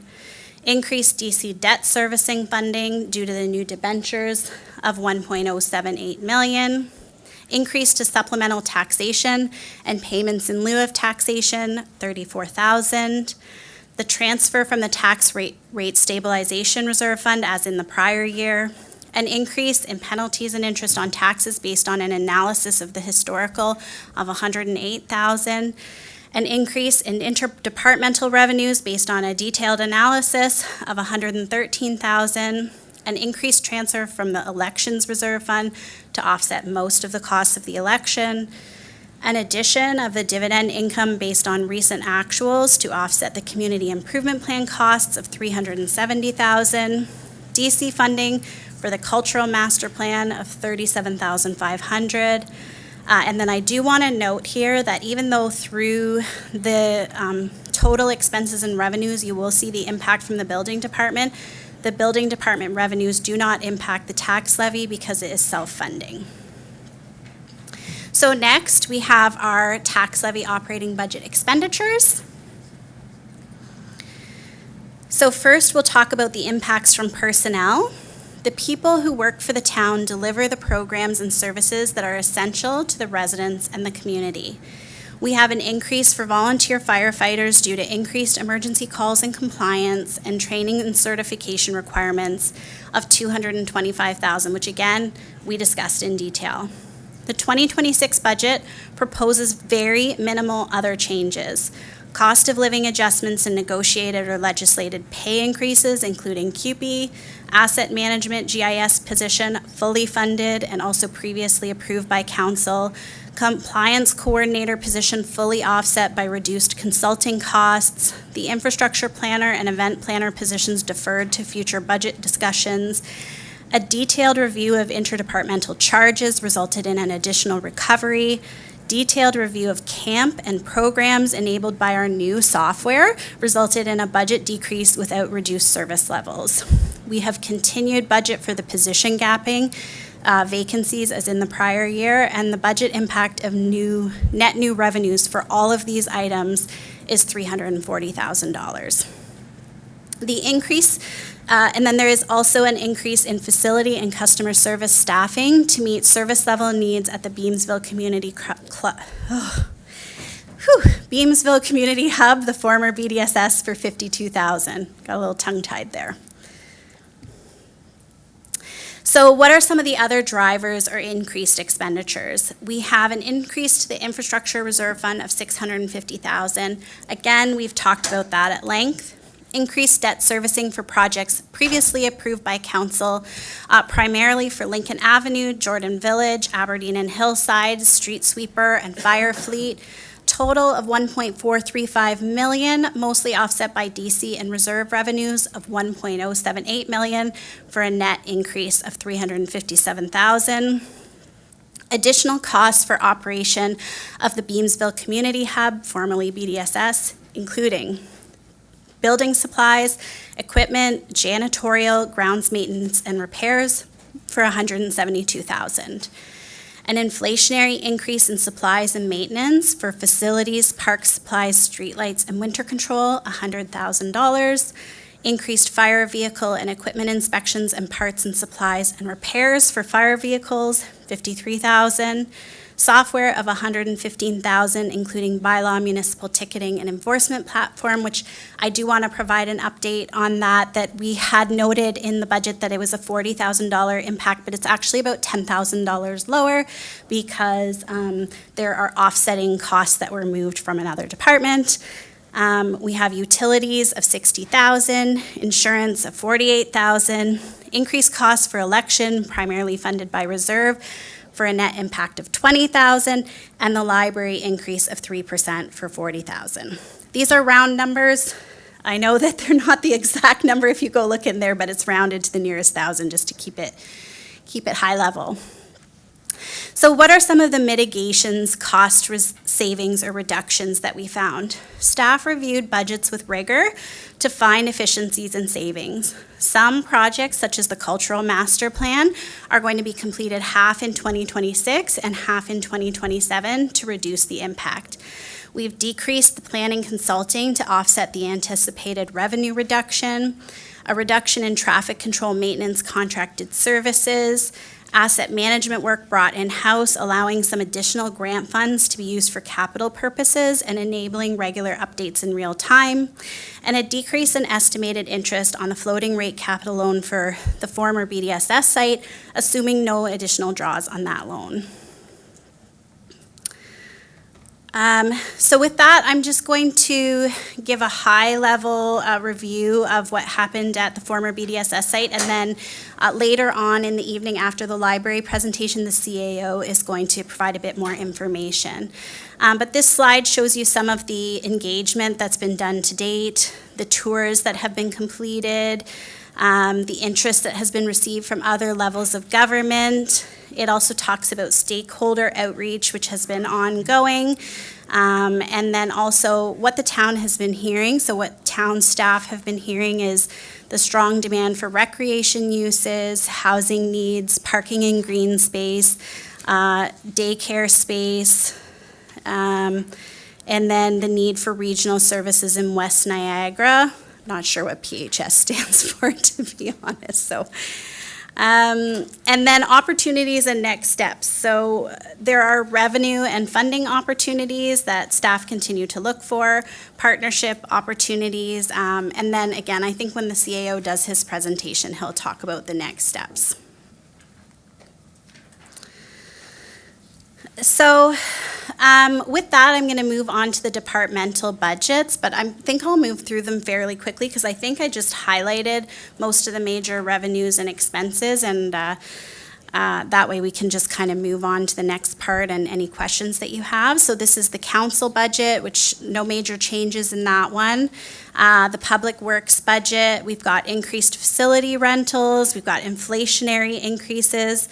There is a new compliance audit that's required by the Bereavement Authority Ontario, and then we've also got capital costs for debentures on Lincoln Street, the street sweeper in Aberdeen. Then we've got the strategic initiatives and community services. There are increased revenues on arena rentals and other revenues, and reduced camp and program wages, which I already talked about. And then we've got the fire and emergency services budget, which we also talked about in detail, the cost of the volunteer firefighters, increased vehicle expenses, and capital costs for debentures for the mini rescue and the squad vehicles. Next, we've got planning and development. So there are some decreased revenues to more closely align with recent development activity. We've talked about the AMP GIS position being funded. The Rain Barrel and Tree program is funded from the reserve, so it's just been moved from the capital into the operating budget, and then reduced legal and consulting due to lower development activity. This is the building department budget. As I mentioned, it's rate supported, so it balances to zero. I will say that this is the level of revenues that are required in order to fund full operations, but they intend to just manage the expenses as they need to in order to work within what's being collected next year. Next, we have the Economic Development, Communications, Tourism, and Culture budget. We have the increased MAT tax anticipated, 80% of which goes to the DMO. The Cultural Master Plan, as we talked about, half This half in 2026, half in 2027, and it's 75% funded by DCs. And then the event planner position deferred to future budget discussions. We've got the legislative enterprise and information services budget. Most changes here relate to the election, so a lot of the lines change, but the net impact is $20,000 from the election. So you've got the reserve funding that's coming in to offset those expenses. And there's also the increase in internet, software, and telecommunication costs. And when we talked about inflation at our last meeting, I talked about the inflation in costs of software. Next, the finance budget. Here, there are increased revenues and recoveries that are anticipated, and we're also proposing audit and financial statement software funded from prior year encumbrances. The CAO budget, the Office of the CAO, there are increased legal fees and a small budget allocation for sponsorships and community initiatives due to requests that get received mid-year. So sometimes someone comes to us in the middle of the year, they're asking for something, the budget's already done. This kind of allows us an allotment for those types of requests. Excuse me. Then we have general government administration.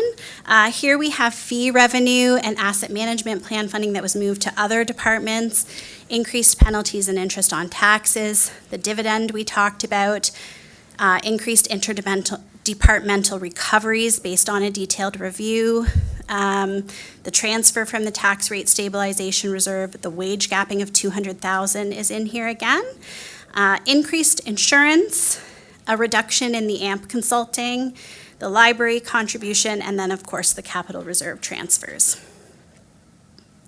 This is the proposed budget for the Beamsville Community Hub, or the former BDSS. It's a decrease in filming rental, partially offset by other revenue increases, the addition of part-time facilities and customer service staff, increased janitorial, repairs, maintenance, supplies, and equipment, and a decrease in estimated interest on the floating capital loan. And with that, I will turn that back to you, Chair. Thank you, Director Tunakaitis. Just a reminder for council, we have a few coming in the queue already. If possible, reference, if you're questioning or have a question about budget in particular, try to reference the page number in the binder so we're all looking at the same information. Hopefully Charlotte has her binder digitally ready to go, to follow along. So, Councillor Murray, you're up first. Thank you very much, Chair. Charlotte, whizzing through it, love it, well done. I had a question about Charles Daly parking, and I looked through it, and there's a lot of papers in here, it's very possible I missed it. FYI, if I could get an electronic copy, then I could search a little bit easier, something just to keep in mind. So I see that it says new parking, page 86, under Planning and Development Budget Notes. It says new parking revenue anticipated of $30K at Charles Daly Park. Can I get a little bit more details about what that looks like? Through you, Chair. Yes, I wonder if the Director of Planning and Development would like to speak about that. But yeah, it is a pilot program that's being proposed for next year. And I see him coming up. Take it away.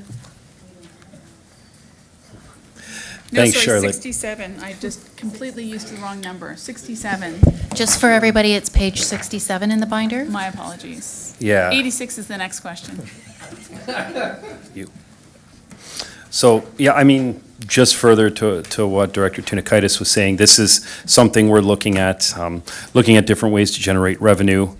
Some things that's happened in other municipalities, looking at a parking lot such as this, looking at a potential for a pilot program to introduce a form of paid parking in that particular location, likely using a fairly cost-efficient manner in which to do so through an app. We've been exploring those. We've been having conversations with some potential providers.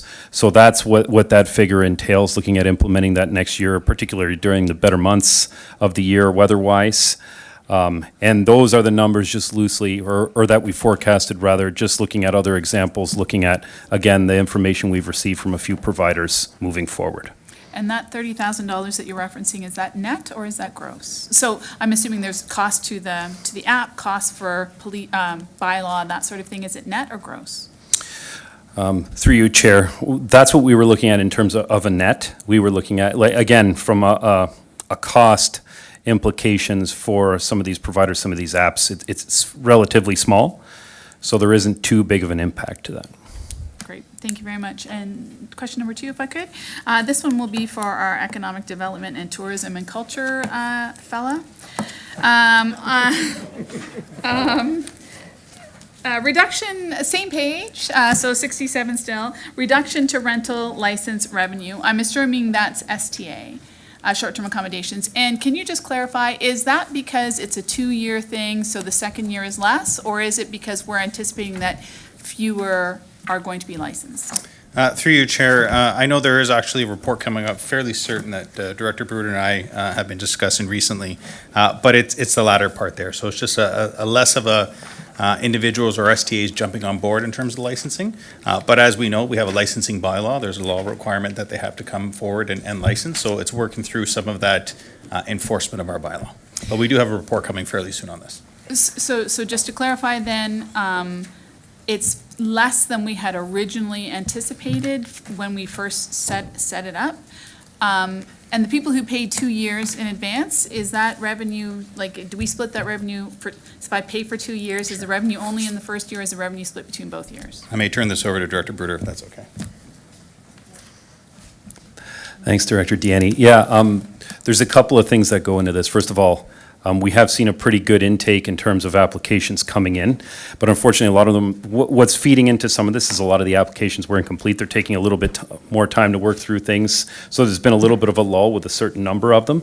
But to your question around whether or not we count the revenue for 1 or 2 years, typically, I think we would try our best to spread it across the 2 years, right, in terms of it applying for 1 or 2 years. A lot of them are obviously going for the 2-year option because, well, it's a little more, it's easier for them, it's a little more cost effective, so. Excellent. And my final question, if I could? Thank you so much. This is for Director Deanne.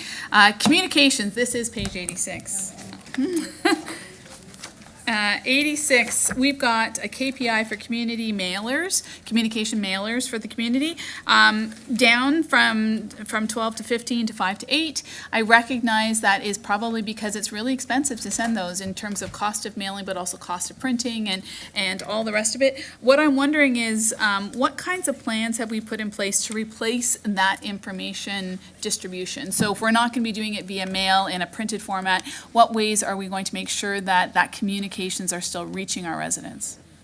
Through your chair, great question to the councillor. And so as a councillor, as you remember, these are the council newsletter that we've reduced. And so our plans are really to amp up some of our digital communications, asking residents to sign up for a lot more of our newsletters, so essentially delivering these through a digital aspect, and really social media awareness as well.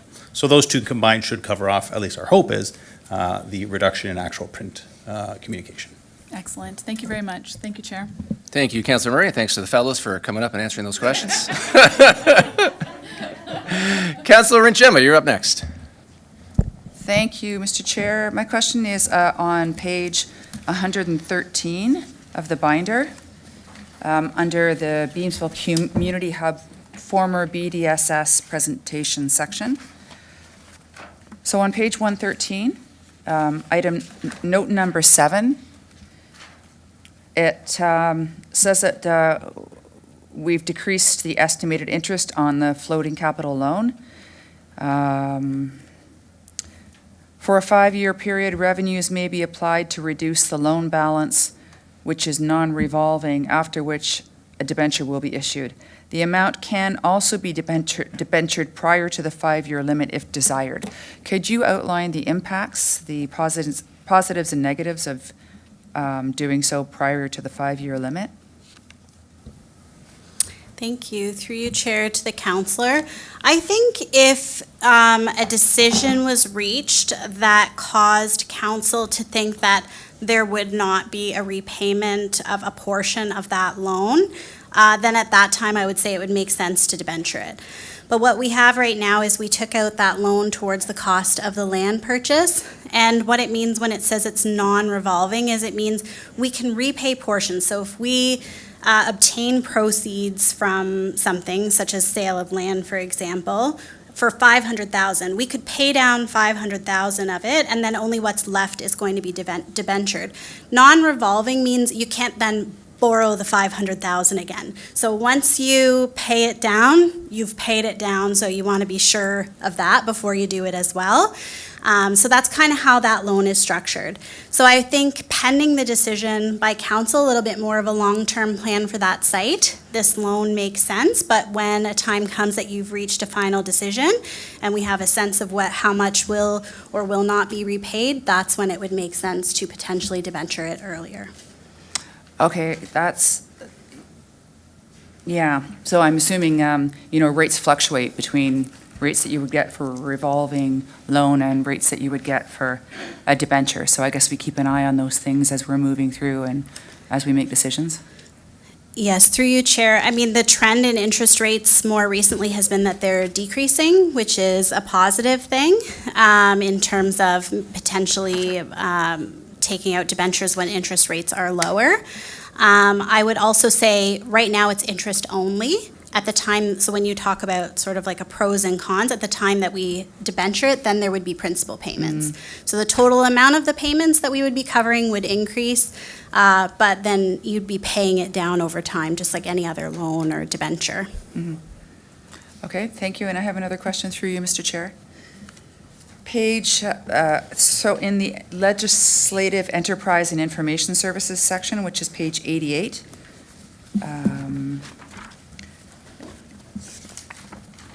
more specifically, page 93 is where the funding source and expenditures are laid out. Somewhere in here, I'm sorry, I don't know where it is right now, but it says specifically that there's going to be an investment in security and cybersecurity to make the organization as secure as it possibly can be. So I know that this is not something that we can discuss in public, and it would be something that we would discuss in closed session. So how do we do that? Like, how do I? We go into closed session. Right, we go in closed session. Yeah. Are we talking about, is this something that we could do tonight, or is it something we would do on another day? Because I asked that question before, something that's very interesting to me, cybersecurity. And it's obviously very important to the organization for all kinds of reasons, including the top two that we're talking about during this whole budget session, which is health and safety and security. So is this something that we could do tonight to see the details of the investment in cybersecurity? Because obviously it's not laid out here. Yeah, I see a quick head nod from the CIO that we can probably go into closed session towards the end of the presentation and discuss it at our leisure there. Okay, appreciate that. Okay. Thank you. Thanks, Councillor Chema. Did you have a further question? That's it. Okay, Thank thank you. Councillor Patriva, you're up next. Thank you, Chair Russell.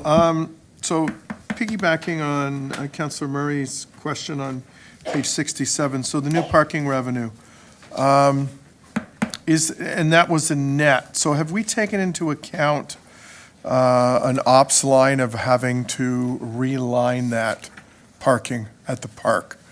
Because right now, all that's there is a couple little nicks on the curbs, and anyone that's attended an event there without proper lines, it's parking chaos. So if we're gonna charge revenue, we've gotta line that thing properly to get the maximum amount of revenue from that. So just curious if that's included in that, in an ops line somewhere or net of that to our planning fellow. Through your chair to the councillor. We didn't include that. We weren't going to do that. What we did was we just figured when we were looking at the revenue, we looked at the parking dimensions, what a parking space would typically consist of. And then we kind of went from there. There isn't any plans yet, just again, from trying to be most cost effective as possible to reline that area, plus due to the surface already that it has. So that's not currently in the plans, but again, I understand your point because you've got to be able to efficiently put vehicles in there. It's something we can take away. But again, we just more did an exercise when we were looking at it in terms of looking at how many spaces could fit in there based on our existing parking dimensions that we require. Okay, so at the very least, I would suggest, it's simple paint on the curb, and maybe even, because I did it when I did an event there. the chalk you use on a baseball diamond and just chalk it, right? And, you know, just because you want to maximize that, so take that for what it's worth. Question 2 on page 52, with respect to arena rentals. So an increase of 50K, and the CAO and I talked about this at one of our touch points. So Fling off King. So it was Fling on King, and then we moved it to the Fleming Center. But it's my understanding, in talking with minor hockey, that we forego all of the arena rentals for that day. So a good plan, in my mind, would be to move the Fling off King, off to the BDSS site. And we could probably generate another $10,000 in arena rentals that we forego that day. So wondering if that was contemplated or if we can going forward. Through you, Mr. Chair, why don't I take a stab as Yeah. Director McKay makes her way up?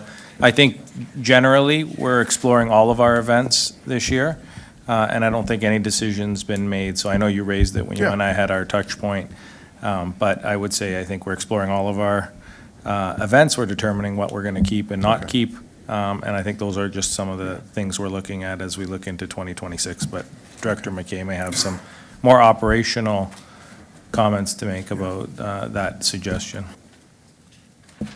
Through you, Chair, to the councillor, we did not forego revenues. We actually had hockey that morning. They just ended at noon that day. Okay, but again, it could go the whole day, right? Like it's It could, usually but six. we're not losing a whole lot by just canceling the few hours that we had. Okay, we'll we have a can- chat further. And also on page 52, advisory board budget of $2,000 has been moved. So what board does that concern, or is it, what advisory board? Number 3 on page 52. Okay, through you, Chair, to the counselor, that one I'm going to have to check into. But what I can say is, we have budgets for the advisory boards. yeah. They provided reports to council later this year, and they made their request for next year.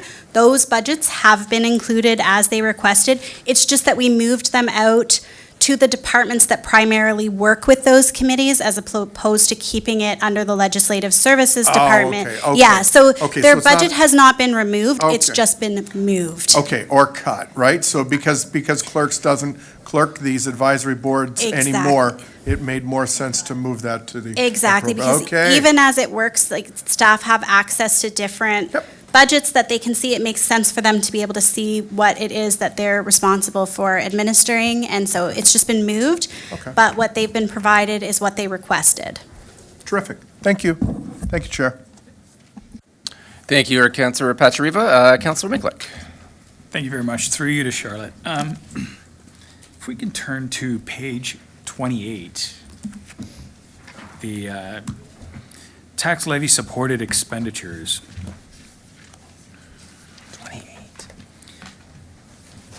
There's a bit of a big one there with respect to community improvement plan initiatives, where there's a almost 90% increase. This year goes from 195,000 to 370, and in the footnote, there's a little description. It's pretty short and sweet, like existing agreements that date back to 2014.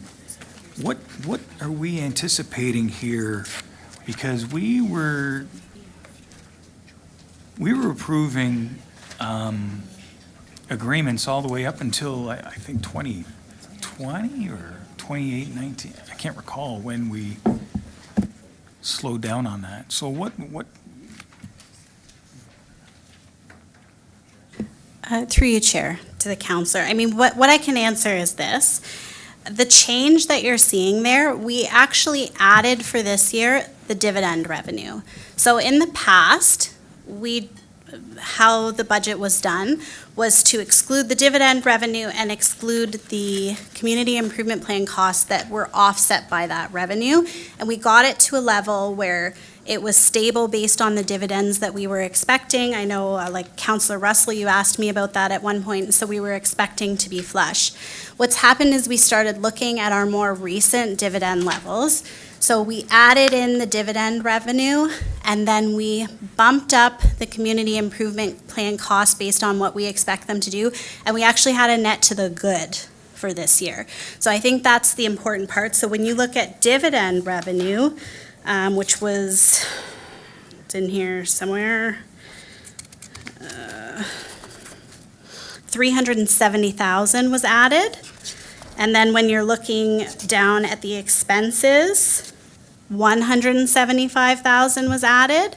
So that extra $200,000 in revenue is going towards funding those, I'm going to call them SIP, those SIP costs that were already embedded in the budget. So the dividends are still being used to offset SIP costs. We're not using them for other things, but we've just bumped it up and we've actually had a net benefit from adding those dividends in. Okay, I thank you for that explanation. I'm just trying to understand the benefit of these SIPs now as opposed to what benefit they were presenting then. And it seems like they're haunting us still, and they're going to haunt us for a while yet. That's why I bring that one up. And then another question I have, and I'm not sure, like, are we talking reserves at this time? Are we talking, is it, okay. If we can turn to page 214. 214 of the reserve funds. We didn't really talk a whole lot about this, this page, these sorts of things, and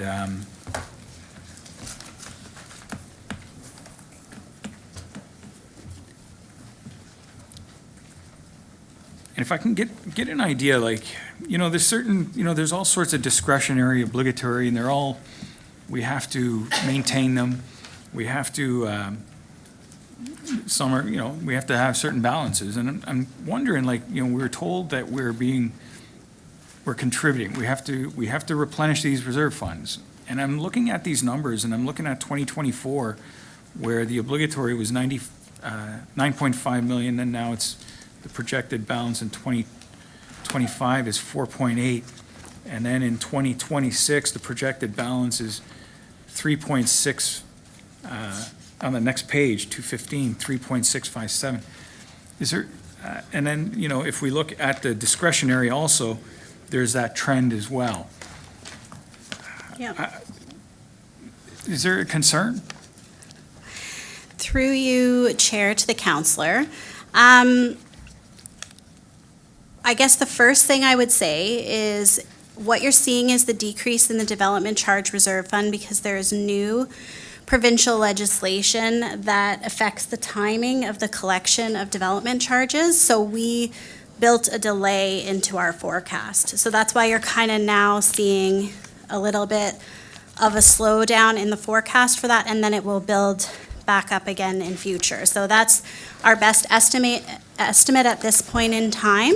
So the obligatory, the biggest portion of the obligatory is the DCs, and that's why you're seeing that one dip for a little bit of period of time. If you say to me, is there a concern about that? I mean, I think it's something we have to plan for and be realistic about. I would like for there to be more reliability in terms of the DCs that we collect, but we do have to deal with the legislated framework that we're operating in, and so that's the reality of the situation right now. In terms of the discretionary, the biggest impact that you're going to see year over year there is because we paid out the hospital reserve. So that was $8 million.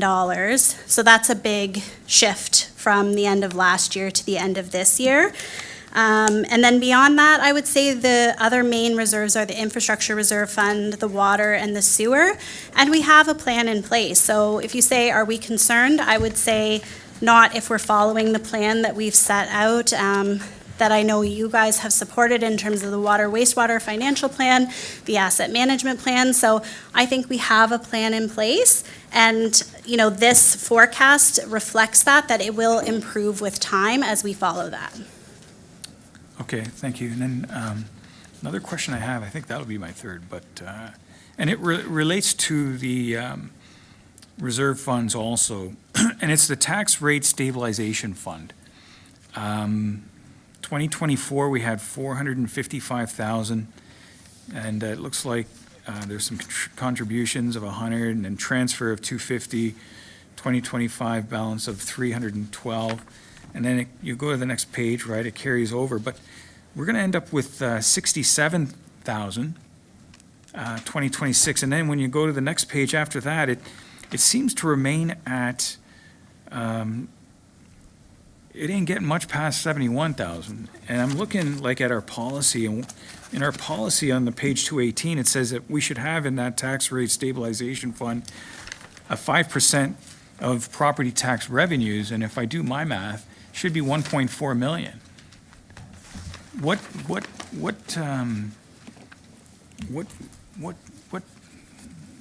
do you think? What? Well, let me tell you what I think. I think that the nature of reserves is that they fluctuate over time.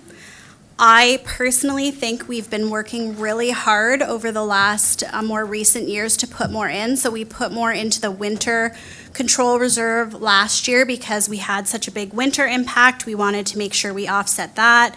We put some of the Vision Zero proceeds into a reserve so we would have that to pull from. So we've actually been doing a significant amount of work on our reserves, and we can only do so much at one time. Right now, the tax rate stabilization reserve fund is basically funded when we have a surplus at the end of the year. So we look at all those things, we allocate appropriately based on the policies and so on, and then if there's money left over, that goes into the tax rate stabilization reserve fund. We budgeted $250 in the 2025 budget from that reserve, and then this budget includes $250 again. So we're kind of transferring in and then pulling it out, transferring it in and pulling it out. When you might see it build would be if something happens where we have a significant surplus in 1 year. You could try to intentionally build it up by putting a reserve transfer into the operating budget. That would increase the property tax levy, but it is an option that could happen. And then something that could also be looked at in the future would say be a time when growth increases. You could start to, we could look at a policy that allocates a certain amount of growth into that rate stabilization reserve, and then that's how you use it to help smooth out the property tax increases in the future. So that's what you kind of want to use it for. You want to use it when you're having a good year, a year of surplus, you put some extra in there, and then when you have some unanticipated expenses, you might pull them out in a future year, and that's how you help smooth. So the short answer is, yes, we want to do it. We've been taking steps, we've been doing some things, we will continue to, and I would say it's something that might build up again in the future. The forecast is just based on what we know. So I don't, start to look in there and say, I'm just going to assume we're going to have a $300,000 surplus in a future year. Like, we just kind of planned based on what we know at this time. Thank you. Through you, and I'm concerned about it because we're drawing from it. But if there's nothing to draw from anymore, then what are we going to draw from? Because 67,000, I don't think that's a lot of money when we're talking about budgets, annual budgets, especially of this size, and the things that can change in any given year. And we hate talking about COVID. That's an example of when it was used. So that's why I bring it forward just to bring it to everyone's attention. Those are my 3 questions for now. Thank you, Councillor Mikulik. Councillor Brunet, sorry, my screen is flashing here. Oh, there you go. Thank you, Chair. Through you to the Director of Finance. So I also had some questions with regards to the reserve funds, but I wanted to come at a little bit different angle than Councillor Mikulik. So I understand these are just what it says, they're forecasts. And I understand there are many different, things that come into play when looking at forecasts. And I also understand it's kind of a revolving door. But when I look at these numbers and I look at where we are currently with our projected balance on the obligatory and the discretionary at just over 15 million, and then we're basically forecasting over the pages 215, 216, 217, Chair, to go to 22 million, 31 million, 32.5, and then 40 million in 2030. I'm just wondering if you could, bring some of your thoughts, as we move forward over the next 4 or 5 years. To me, again, I understand it's a moving target. I understand their forecasts. But I look at where we are and I look at what we're doing with some of our capital projects, so many uncertainties on DCs coming in. I just look at going from 15 million to 40 million in reserves over the next 5 to 6 years as being pretty lofty, and I'd like to see what your thoughts are on that. Sure, through you, Chair, to the councillor. As you said, it is our best estimate at this time. So I'll walk you through some of the bigger reserves and what those estimates are based on.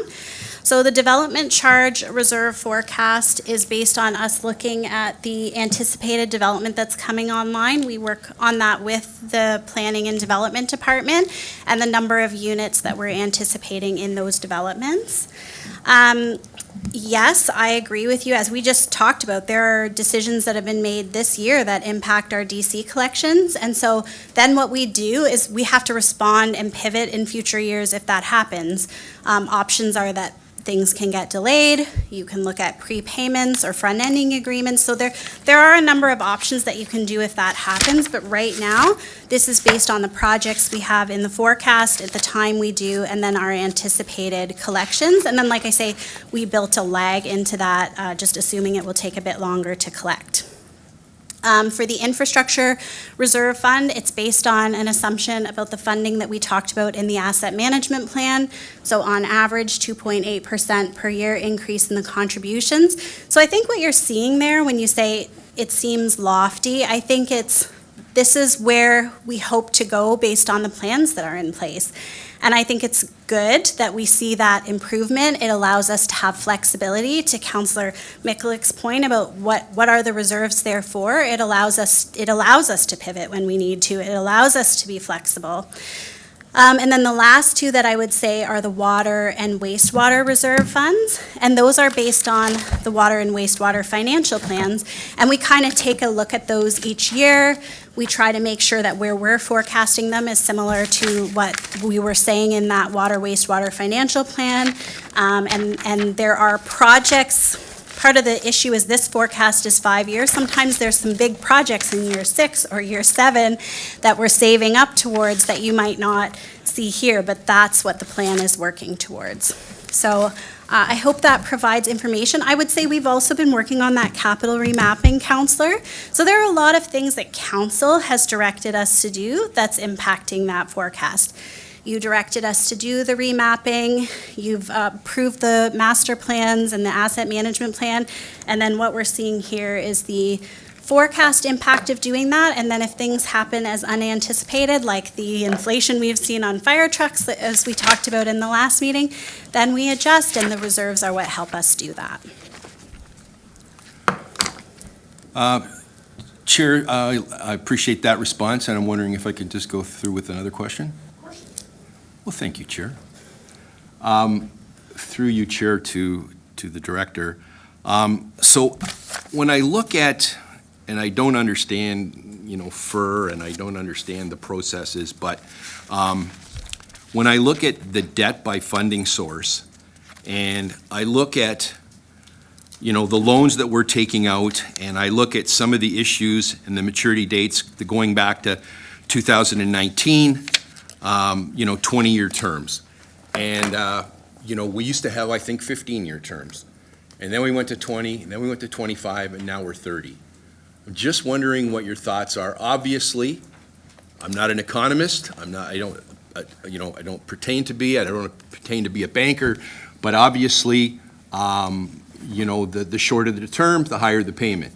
Higher the payment, you're going to have more strain on our reserves. So I'm wondering, as we move forward, as the Director of Finance, how do you see us handling some of these projects in terms of our loans and how we tackle those?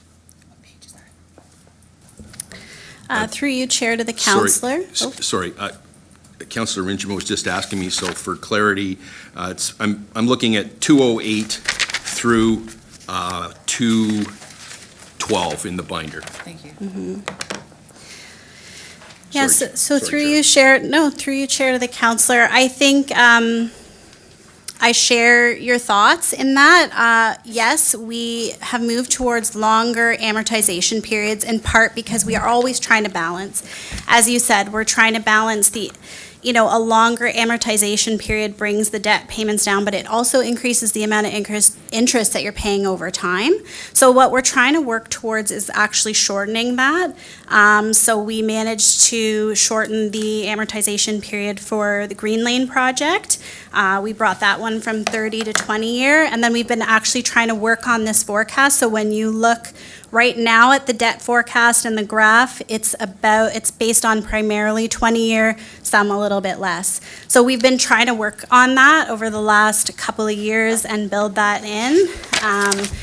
And that will be the hope. Sometimes you have something that's very big, generational sometimes is a word that gets used, and you may have an occasion to do that 30-year. We had a lot of projects to do, like the hospital for example, is going to benefit people for a long period of time. So sometimes it's appropriate, but we will be working on trying to shorten that a little bit in the longer term and save a bit more on interest. I hope that answers your question. And I appreciate that response, and, through you, Chair, I only asked that question because, when I look at maturity dates and I see them out as far as 2055, I'm not so sure I'm going to be around in 2055, but, I'm just looking at the fact that, the more interest we're paying, the more debt we're incurring, and I think this is an important issue as we move forward with council. Thank you, Chair. Thank you, Councilor Bernay, and I'm hopeful that you're around in 2055 so we can have this discussion and see where we are. Because I plan on being here still, but, you never know. Councilor Patriva, in for round two. Yes, thank you, Chair Russell. And probably a question through Charlotte, maybe to the CAO. So on slide 36 of the presentation, so insurance, so an insurance increase of 48,000. And, Councilor Bernay and I received a lot of emails about the length of time it took for our current adjuster to get back to residents. So wondering, when is our current contract up with this group that we might go out to RFP to market to get a better rate? Because we need to do that every once in a while, and just, I'm curious where that is, right?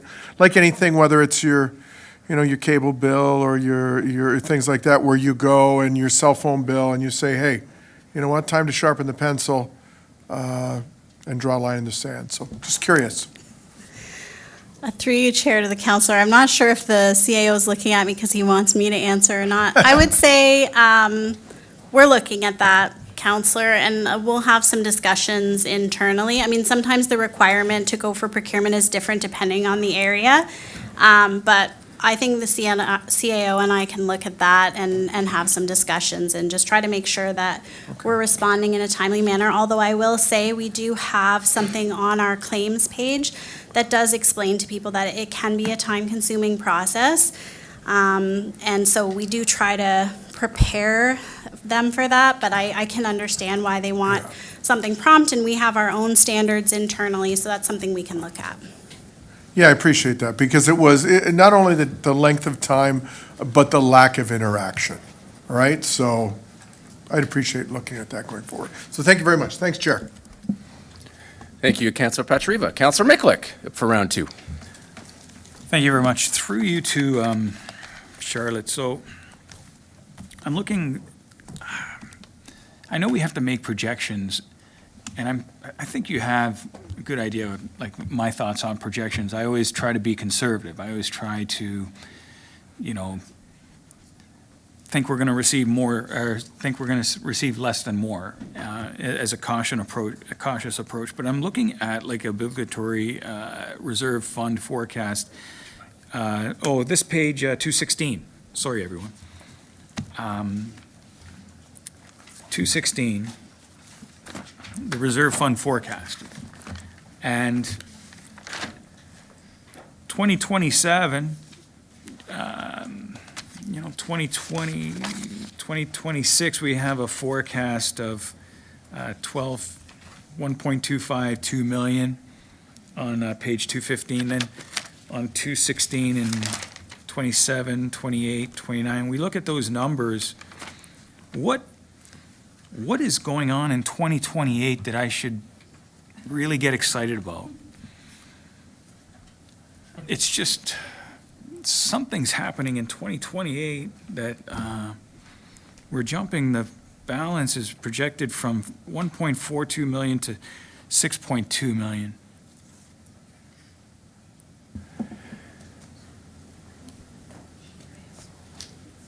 Thanks, Councillor Miklick. While they're discerning, I actually had the exact same thing highlighted as my question, so I know we're not supposed to say that, and I had said that from the outset, but you did. But see if Director Bruder has some insights. Again, like, this is 2 years, this is 2 budgets out, and, yeah, sorry. Through you, Chair. So your question, Councillor, is what do you have to get excited about for Yeah. development charges in 2028? Something big is happening. Well, I think the idea is there's a bunch of big things potentially happening too. And when you look at, and I don't want to get too far down the line in terms of details on which developments we're speculating could go, but we do have some larger scale developments, both potentially in Prudhome's and potentially on Green Lane that could potentially go then, or at least we could start seeing development charges flow in there. Again, this is a forecast, this is best guess, this is hearing what others have to say in the industry, hearing from these particular developers, hearing how they're looking at revising their pro formas to get to a more advantageous situation that allows them to proceed. So again, you know, is it going to be 2028? That's what it was looking like when we were trying to forecast this out. Could it be 2029? Potentially. You know, there could still be a little bit of movement, but just in terms of best guess on when some of these larger developments could go forward, or the soonest they may go forward, that was the year that was identified. So in the next couple, maybe not as much from a more compact built form point of view, but in a couple years' time, we're hearing there could be a lot more activity that could be happening. Okay, and then if I could ask Charlotte, like, with these projections, this is a $4 million or so revenue that we're expecting. What happens, like you say, well, we have different, you know, we should always have a plan B. Like, how would a $4 billion difference or $2 million difference affect our municipality? Is that, like, what's a big deal anymore? What, like, in my mind, you know, like, we approve these budgets, what sort of shortfall is a big deal? When do we get concerned? Is it $1 million, $5 million, $10 million? Sorry, I was trying to look Revenues something fall up short. through you, Chair, to the councilor. I might have to get you to ask that one again. What I was trying to look up for you is our DC collections in 2024 were 5.5 million. So when you were looking at, I just wanted to highlight that, when you're looking at 2028 and you're saying, what are we getting excited about? Like, that's a fairly reasonable level. We've had a bit of a slowdown right now. So I just wanted to put that in perspective, that just as early as last year, we had collections of 5.5 million. So what DCs do, though, is they fund the capital projects and they fund the DC debt as well.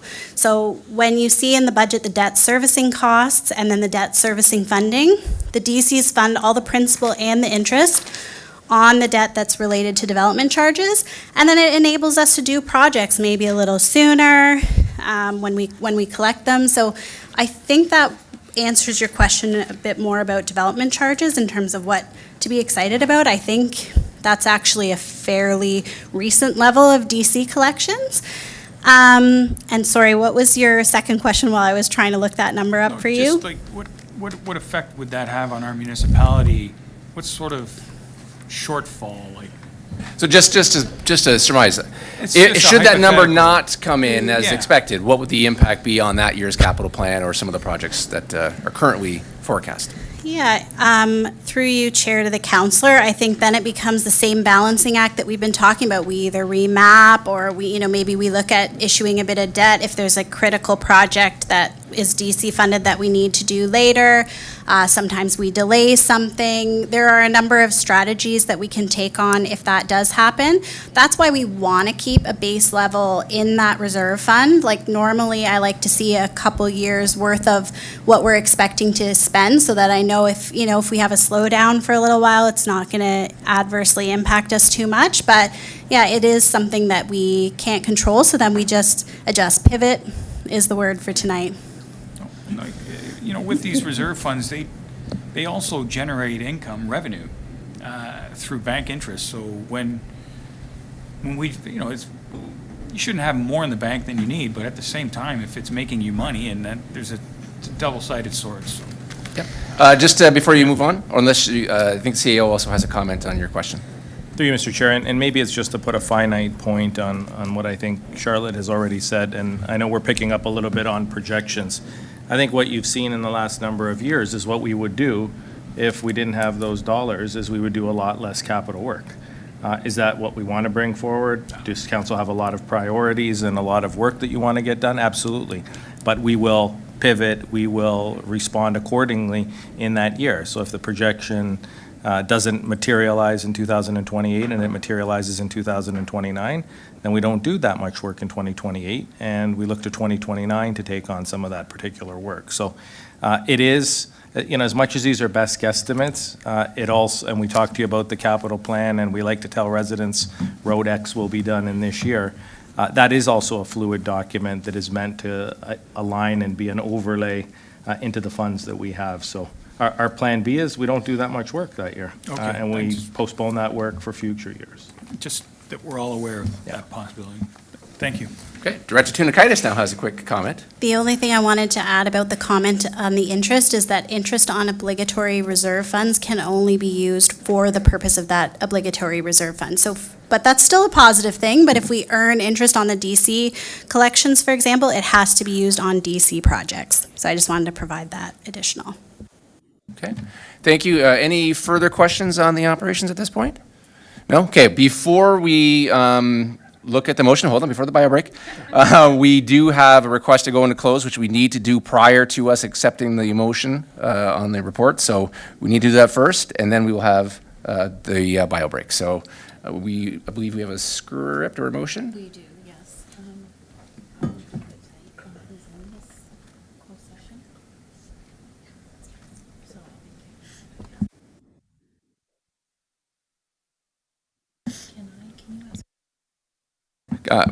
We have a mover, probably Councilor Gemma, to go into closed. I'll second if you need. Okay.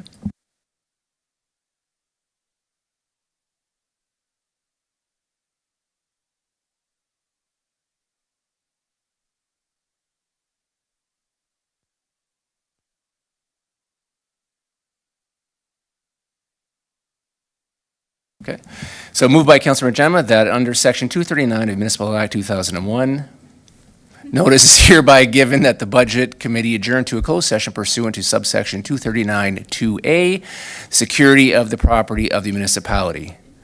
Show of hands, or are you going to call a vote? No, we're going to do a vote. Okay, we're going to have a vote. Madam Clerk, call the vote. The vote is in progress.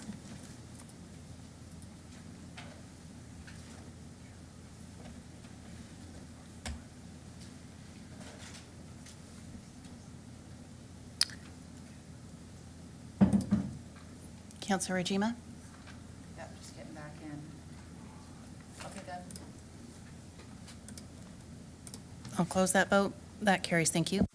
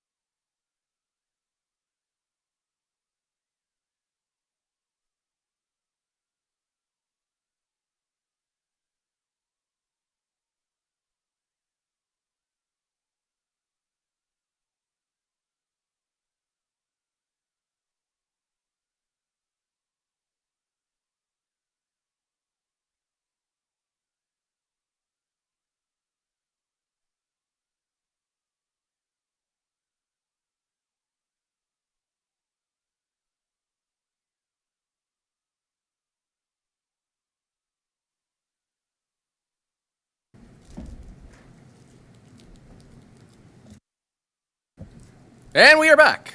Thank you to all our patient fans who have been waiting at home for us to return. We are now back from closed session. I believe we have a motion to put forward. Madam Clerk? Thanks, Chair. A motion moved by Councillor Murray that committee resume in open session, and I'll open the vote.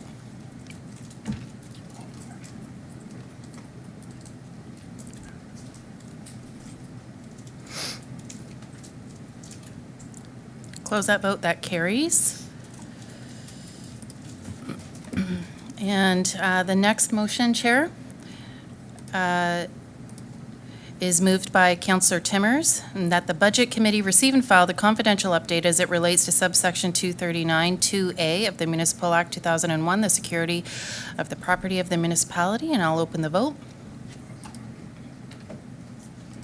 And the vote is in progress. Thank you, and I'll close that vote. That carries, thank you.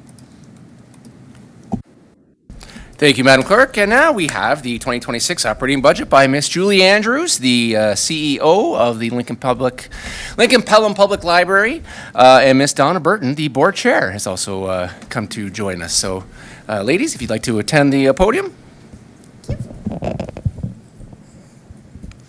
Okay. Well, I'm fairly sober. Good evening, Chair Russell, Mayor Easton, councillors and staff, and thank you for this opportunity to present the Lincoln Pelham Public Library's 2026 draft budget. That would be great, thank you, so I don't have to stand on my tiptoes. Can you see that? Yeah. Yeah, that's good. Thank you, Julie. Okay. All right. So our new strategic plan has reached the midpoint, and we are making great progress on the goals set out by the board in 2024. We listen to our communities and respond with the collections and programs that meet and exceed their needs. Recently, during Ontario Public Libraries Week, we gave residents the opportunity to tell us how the library has impacted their lives. The comments that we received are so touching that we wanted to share a couple with you. And here are a few. The library has impacted my life enormously. Since I have a brain injury, the library is an essential service for me. Someone else writes, it has impacted my family's life by giving us more of an opportunity to be together and enjoy family time. We read together, watch movies, and play games. Thanks, everyone working at the library. You help us be closer to family and our community. We are always greeted with kindness and respect, and the sense of inclusion and acceptance we feel at the Beamsville Library makes every visit a memorable experience, or a meaningful experience as well. And lastly, it has enriched our family's life in ways that reach far beyond the pages of a book. Next slide, please. 2025 has marked the launch of our newest service point, and it has been very timely. Our new bookmobile, dubbed Page Turner by the winner of the naming contest, came on the scene in June 2025 and quickly became a fan favorite. Paige has made over 180 stops and has attended some fantastic community events, including Fling Off King, the fabulous Fenwick Lions Parade, Meet the Fleet, and Pioneer Day at the Jordan Museum, in addition to her regular route. And I hope that you've all seen Paige around town. Her impact has been quickly felt throughout Lincoln and Pelham and appreciated by those who had not been able to visit a library branch previously. She was particularly helpful during the recent 2-week closure of the Font Hill branch for the installation of new shelving in October. Over 3,000 have visited the bookmobile in the first 100 days, and 1,070 items were borrowed. Next slide, please. Thanks to the generous support of the Ontario Trillium Foundation and the assistance of the town of Pelham, the nearly 40-year-old shelving in the Font Hill branch was replaced with accessible height shelving on wheels.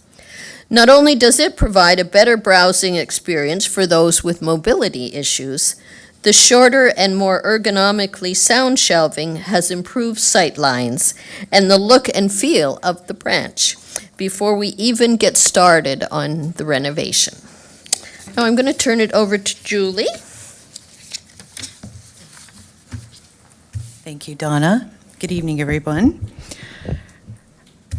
I just have a few highlights here of things that have happened so far in 2025.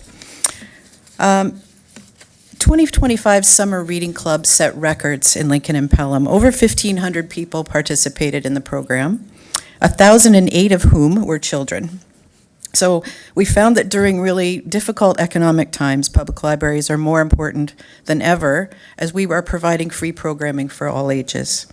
Many times this summer, we heard from folks that weren't financially able to go on any kind of vacation, that the library programs and activities stepped in to provide meaningful and entertaining programs for their children and help them maintain their reading levels at no cost to their family. Our incredibly successful Books on the Bench fundraising series this year included Emma Donahue, Uzma Jalaluddin, Adam Schultz, and Allison Richmond. These perennially sold-out author events are held in partnership with Vienna Estates, London-born and Fielding Estates wineries, and they have benefited from local sponsorship by Chartwell Orchards Retirement Residence, Niagara Peninsula Energy, Meridian, Rose Hill Lane Premium Home Healthcare, Seasons Retirement Communities, and Walker Industries. This year, we've raised over $17,000 for library extras through these events. The addition of 2 new quiet pods, one in Font Hill and one in Vineland, have provided much-needed space for study, meetings, phone calls, interviews, tutoring sessions, and more. The libraries now are more noisy than they've ever been before with all of the activities that are going on, and we find that people who need quiet are able to find that in these really cool pods. I encourage you to come by and check them out if you haven't yet. Recently, we kicked off the public phase of a capital campaign to raise $2.5 million for the renovation of the Font Hill branch. So with that total now only at $1.7 million, we're working with the community to gain support for the remaining portion. And this year in March, the library was awarded a $2 million grant from the Green and Inclusive Community Buildings Program for the Vineland renovation. We're planning for a design, build, expansion, and renovation for the Net Zero project to be completed by 2029.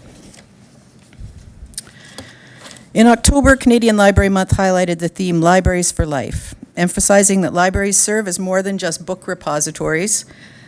We nurture continuous learning, community bonds, democratic principles. We cater to all age groups, from early childhood to the elderly, and offer support and resources throughout life stages.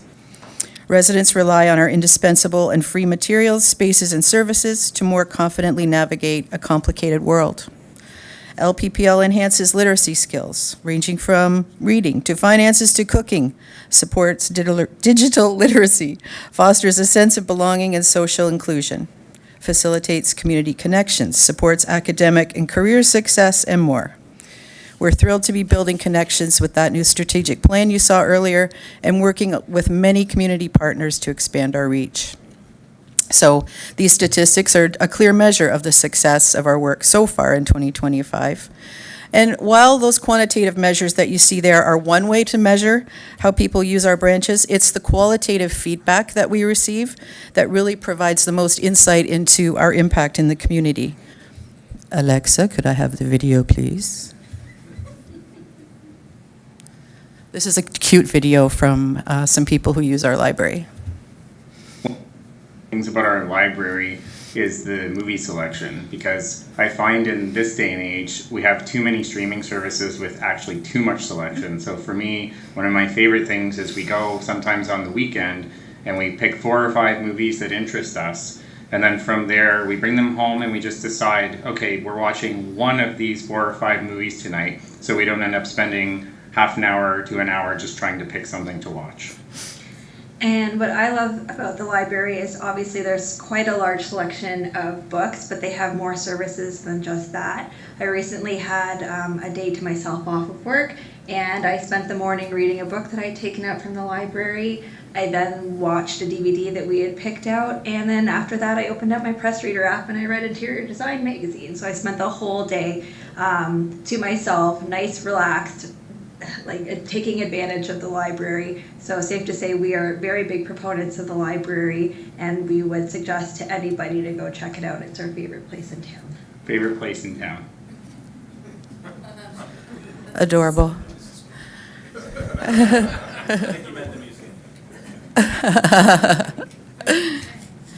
So, just one thing, right? Just one way that people use the library. There's a young couple, they come every week, and they have a routine, and they come and visit us, and it's awesome. So we fit into their lives. We fit into people's lives, whatever age they're at. So in addition to all the regular offerings that they just mentioned, we take a lot of pride in providing supports for people who are experiencing challenges. So some of those are memory care kits that we have for families who are dealing with dementia, or autism support kits for families who are dealing with that, or I mentioned the quiet booths that we have, and they're really useful for people with sensory challenges who need to have quiet. We have these great C pens that you drag across text, so for people with print challenges, the pen will read the material to you. So really incredible stuff. We have tech time for seniors managing digital literacy. A lot of times they come in with questions about their devices that they just can't manage at home. And we loan Wi-Fi hotspots and Chromebooks to for people to take home so that they can have internet when they don't have it and access to a computer. All of this is provided free of charge in the community. We've been doing some fundraising, as I mentioned earlier, and recently a woman walked into one of the branches, and she hadn't visited in several years. She'd actually moved out of the community. And she heard that we were fundraising, and she got quite emotional. And she told us about a time when she was having a really hard time in her life, and she said that the library literally saved her life. She was able to come there and just sit quietly, interact with people when she felt like she could, talk to staff, because they were a lifeline for her. And she just sat down and wrote us a check right on the spot, it was amazing to hear her story. And it's not just the numbers that I showed you here tonight, but it's also the positive impact that we bring to each resident in the communities we serve and what we contribute to the fabric of our towns. And now to the numbers. So there are three main drivers of our proposed budget this year. They're categorized between maintaining existing core business and growth and service enhancements. So maintaining our core business just means base adjustments to personnel, including step adjustment, increased cost of benefits this year, and COLA, and escalating supplier costs from inflationary pressures that we've already heard a little bit about, like software, courier, audit, postage, et cetera. Growth and service enhancements in 2026, the library will focus on maintaining current service levels and exploring sharing partnership opportunities while entering into phase 1 of the Font Hill renovation project and planning for the Vineland expansion. Any additional service enhancements will be supported by grant funding or reserves. As you'll see, our budget is pretty slim and our increase is pretty small. With regard to capital, we're also keeping that very small, being mindful of the fact that we're looking at renovation projects, and it's a $15,000 total capital for both communities for our website construction. So we're aiming to balance progress on our library strategic plan and community growth against the financial pressures that the towns of Lincoln and Pelham are facing. So you can see on the revenue side, the increased request for Lincoln is just $40,000, which is 3% over the 2025 budget. As is outlined in our agreement with Pelham, and according to census population data, Lincoln provides 58% of the budget and Pelham provides 42%. Provincial funding remains static at its 40-year level. Room rentals and fines make up a small part of revenue, and we've increased room rental fees slightly. Operational fundraising is campaign-based. For example, our annual Giving Tuesday campaign. DC funds are calculated in the DC study and apply to collections and technology, and we will transfer some funds from capital reserves in 2026.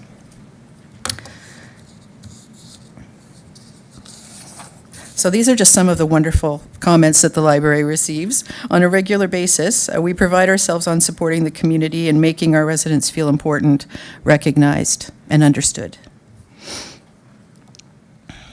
People in Lincoln and Pelham value the library and depend on the resources that we offer.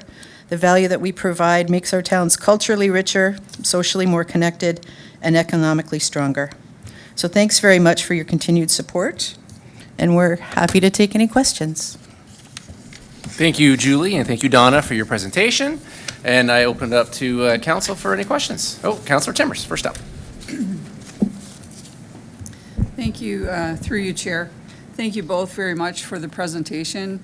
You know, the library is just such a positive story, you know, and it does touch a lot of people and a lot of families and of all ages. And I didn't catch, it's a very simple question. So the renovations to the Vineland branch, sorry, I didn't hear what year you're hoping to have that completed. Through you, Chair, to the councillor. We are right now working on the grant agreement with the Infrastructure Canada. So as soon as we have the parameters of that, the project has to be completed or is required to be completed by March 2029, but we'd like to see it happen a little sooner than that. That's what I thought I heard. I just wanted to be sure. Okay, thank you both. Thank you, Chair. Thank you, Councillor Timmers. Councillor Miklick. Just want to say thank you to the two of you for all you do throughout the year. It's a pleasure sitting on the board with everyone that's on it.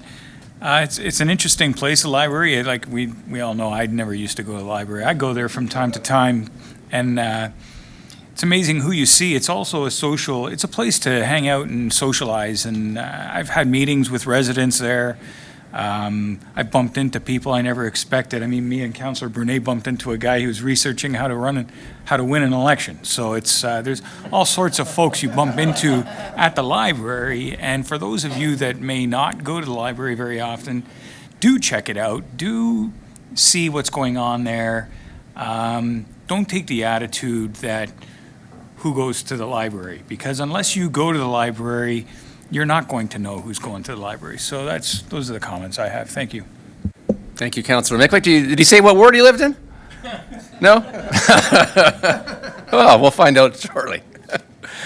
All right. I see no further questions. Thank you both for your presentation and everything you do. Again, it's always great to see you in person. So again, hope to see you again sometime soon. Thank you. Okay.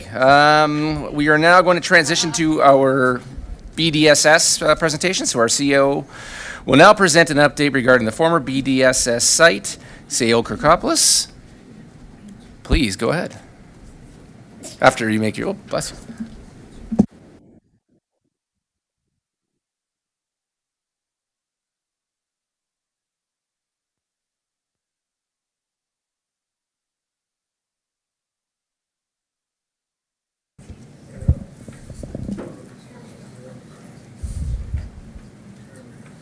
Thank you, Mr. Chair, and good evening, members of council. I appreciate the opportunity to be in front of you to update you on BDSS and some of the work that is currently underway and some of the proposed work moving forward. I know this was a topic that came up at our operating budget, and so I'm happy to be here sharing this information. Some of the stuff I hope to cover, as you see here, what's been happening, some of the key considerations, and explain really why we're taking the approach we are, one that is deliberate, strategic, and one where we're taking our time, and why we believe this is essential, and of course the next steps. So some key facts, probably something you see in most of the presentations that I provide you, but I think an important element, we took the site over in January of 2025. Prior to that, we had secured the property and price and did begin some of the planning work, and the acquisition was achieved at a price significantly below market value, something that we've reported to council and the public on before. It is a unique opportunity, I don't need to tell members of council, to shape a key community asset in Lincoln And I can tell you, every time we talk to somebody about this particular site, every time we talk to residents about additional space, programming, recreational opportunities, we hear that there is a massive need, and any space we could potentially provide, I think, could be eaten up. I'll talk a little bit about the engagement and what we heard, but in that engagement, what we continue to hear is the desire for more space, the desire for more daycare space, child space, youth space, adult space, senior space. I was there today touring 3 individual different groups with Director McKay. Paul was there as well, touring some individuals looking at doing things around skilled trades and training. I was in the room that looks at the pillars, so you could see out the front part of the building. I was in that room, and lo and behold, a gentleman probably in his 70s with his dog jogs up the stairs, does the Rocky pose. Doesn't realize we're in the building, 4 or 5 of us staring at him. Sees me finally through the window, is a little bit embarrassed, but then, wants to talk, so I lift the window up because they're that type of window that you can open. And he says, "Did you know what I did?" And I said, "I'm a huge Rocky fan, so I know exactly what you did. This past summer, I did it on the bigger stairs." So I said, "Well, what are you guys doing here?" I shared with him the fact that we're touring individuals through the building.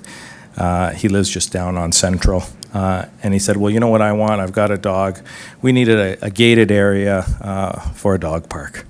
And I think it's just an example of all the people that see this site for what it is and the potential opportunity. And so I thought I'd share, fortuitously, an interesting interaction with a resident, but something we hear all the time. Create more space, provide more opportunities, and we will use it. So no surprise that second to last point around significant community interest and expectations. I can tell you, doesn't matter what ward meeting I'm at over the last number of months, and even over the last year or so, this particular question, this site comes up, and I will share a little bit of that with you. And again, we currently are reviewing the site. Thank you. For optimal use, looking at the financial considerations and alignment with town priorities. So progress to date. Initial assessment and due diligence completed. Deloitte was brought on initially to look at this site and really to answer the question in its initial capacity, should we buy the site? As council knows, I reported back to you on that. Overwhelmingly, the answer was yes. There was a preliminary site evaluation done, and one that continues to happen with planning staff and other staff across the organization on what fits on this site, what doesn't fit on this site. We're also looking and have started to put together just some basic massing concepts. Again, I think we look at the site, we look at anywhere between 14 to 15 acres, an existing school that's on the site, approach, access, all those sorts of things. What could potentially fit on this site? Those are some of the internal things that we're doing. We've had engagement with a number of partners. The region is looking at operating some programming out of there. We've also been communicating with the region specifically as it relates to the daycare that's currently in Wing 2. Early on, which is moving in there, and the region through the province of Ontario has provided significant funding both on the capital side and operating side. $2 million to the daycare to do the renovations of that particular site on the second floor to more than double the amount of childcare spaces. Very recently, we received a letter from Hamilton Health Sciences, Mr. Squires, who is the site lead at West Lincoln Memorial Hospital, but a letter from HHS saying following the opening of West Lincoln Memorial Hospital that they would like to sit down with us and talk about potential for clinic space. We've heard from the private sector. You heard earlier from the Niagara Industrial Association. They've toured the site. Education sector, as I said there, the daycare early on. We've talked to other primary care providers, Brock, Niagara College. Some kicking the can, some looking at doing something a little more serious, some with short-term goals, some with long-term goals. but nonetheless, a lot of interest around the site. And of course, we continue to look at funding sources and potential grants identified that allow us to do both the exploration, some of the master planning work that I know we've been asked about in the past.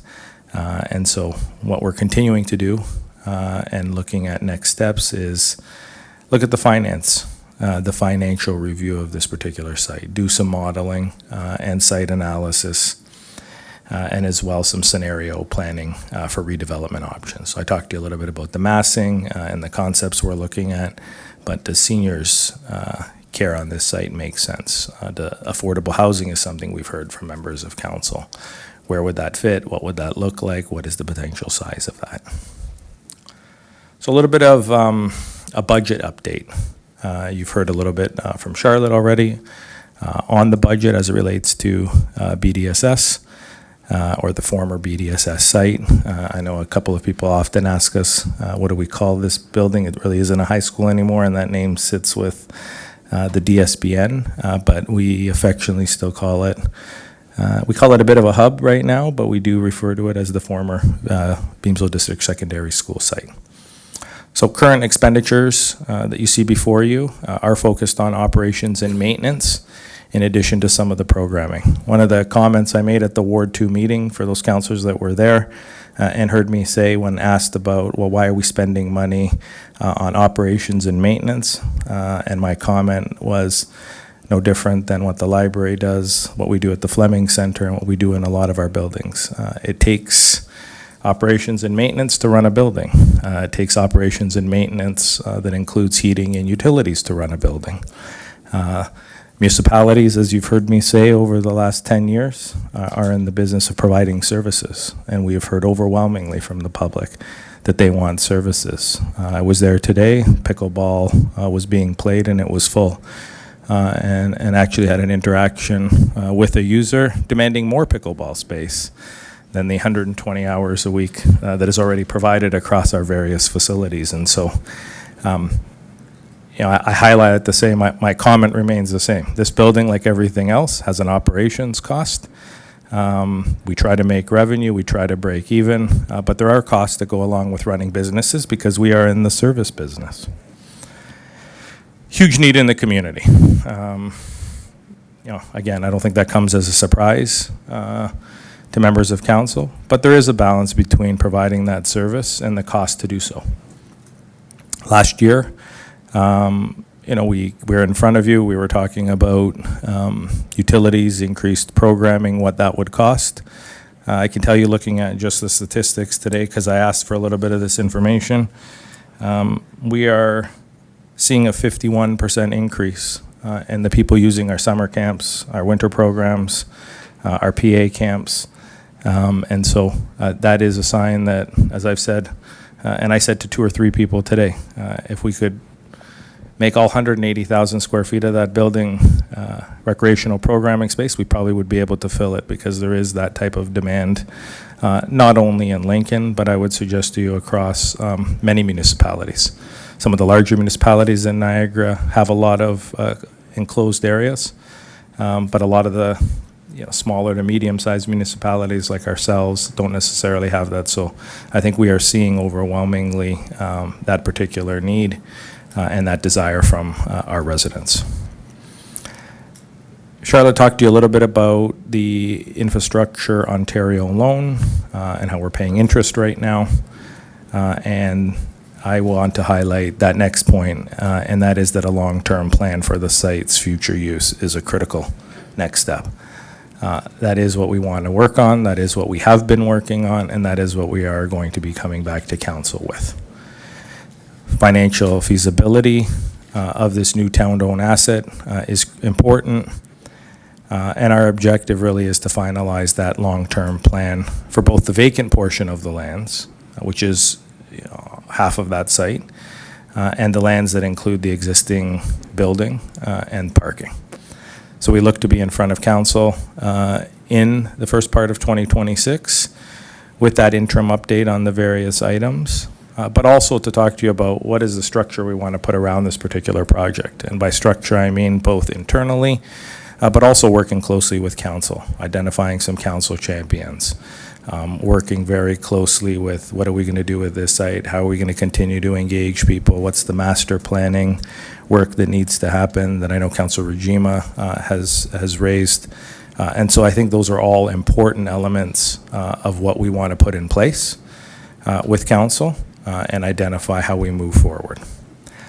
Capital pressures and inflation continue to influence cost estimates. We are looking at cost estimates of the site, everything from renovation to what we would want to potentially do. And I mean, I think that last point just tells you the approach we're taking now. We want to fill the programming and space that's there with appropriate programming. There is a void.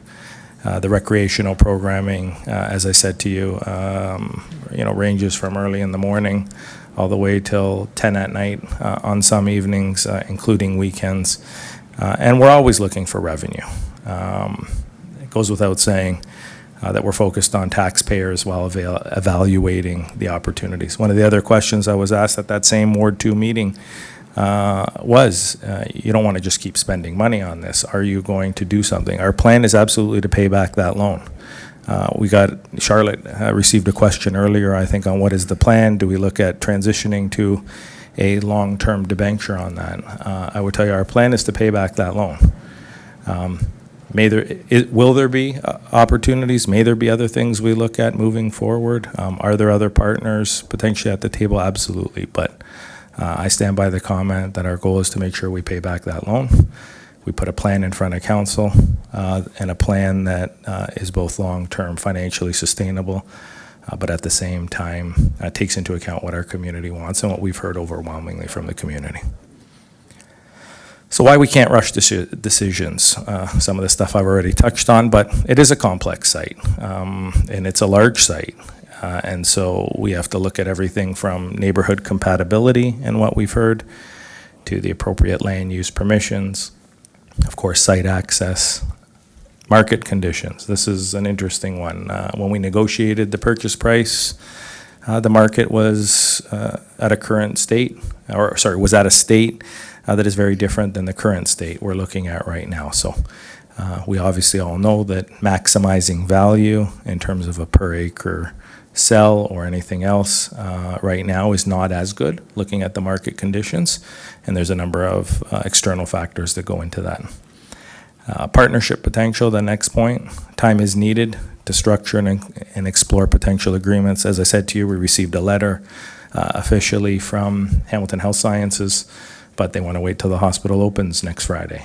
They want to look at potentially what are some of the things they can accommodate on that site already. So both an exciting opportunity and one that they have no problem us sharing more publicly, but also one that will take a little bit of time to evaluate. And again, I think anytime you look at a community asset, one located in the downtown heart of Beamsville, one that has both a draw to people, but also a connection to a lot of people who have gone there and who see its location and its potential, it will shape Lincoln for a number of years. And smart growth, that last point, requires smart timing, something you often hear from Director Bruder. So financial stewardship, again, we often get asked about this particular piece, and so our commitment is to align everything we're doing here with a financial lens in mind. Avoid premature capital commitments, and at the same time, as I've said there, a commitment to pay off the loan, leverage partnerships and funding programs, and focus on value for money more than just speed of delivery. I know I often get asked, okay, can we get going, Mr. CAO? What's happening on this particular site? And so, a focus on it, not just on the speed of which we get things done, I think is also going to be important. We have been looking at a number of other municipal projects like this one. We've toured public-private partnerships.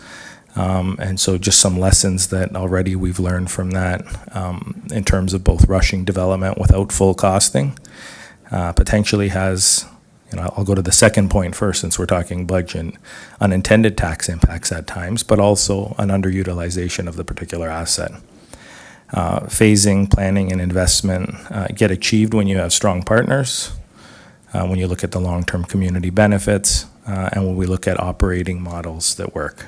Just today at our CLT meeting, we were talking about just a Welland experience, a Burlington experience around having the private sector operate buildings versus the public sector, and again, some of the challenges potentially that come with that.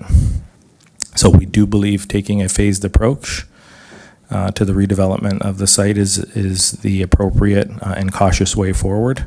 And as I've said there, because I think it's important, and we've said it in the past, we will look at a portion of the site for sale to ensure that we're able to generate revenue and pay back the purchase. That is one of the inputs. Oftentimes when we're looking at business planning and business case scenarios, that has remained part of the inputs we have. So next steps in the coming months. Currently, we have an internal working group working on this. Our goal is to include and expand that internal working group, include everything from subject matter experts, look for council participation, input, and engage other stakeholders. Continue that stakeholder engagement, which I've separated a little bit from reporting back on public consultation and what we heard.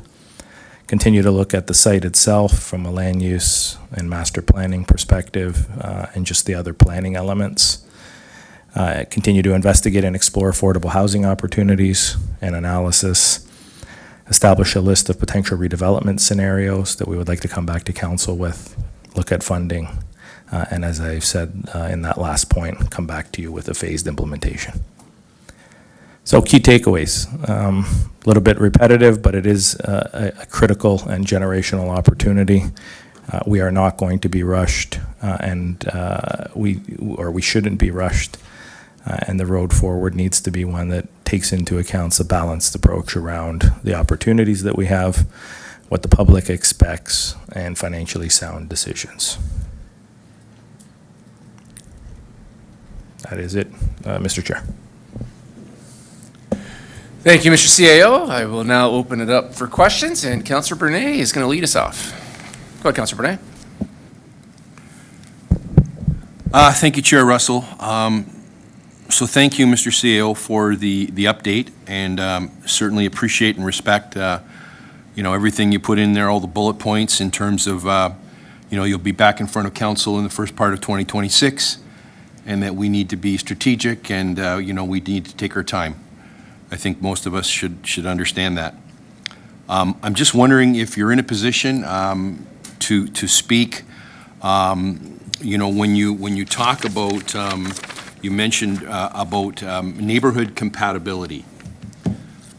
So I think in the early days when we were exploring, what Deloitte was going to say, there were many in the community that thought maybe Town Hall would be moving to BDSS. And there's been all kinds of discussion through you, Chair, whether it be, Fire Station 1 moving there, Public Works, and, we've all talked about what we know we don't want to move. But I'm wondering if you're in a position to speak at this point in time, and if it's premature, I can certainly appreciate that, but your thoughts and your CLT's thoughts on the possibility of moving Town Hall to the BDSS site. Through you, Mr. Chair. So absolutely, I think I can, speak about that fairly knowledgeably. We've had that conversation, Councillor, and I know a number of residents have also reached out and asked that particular question.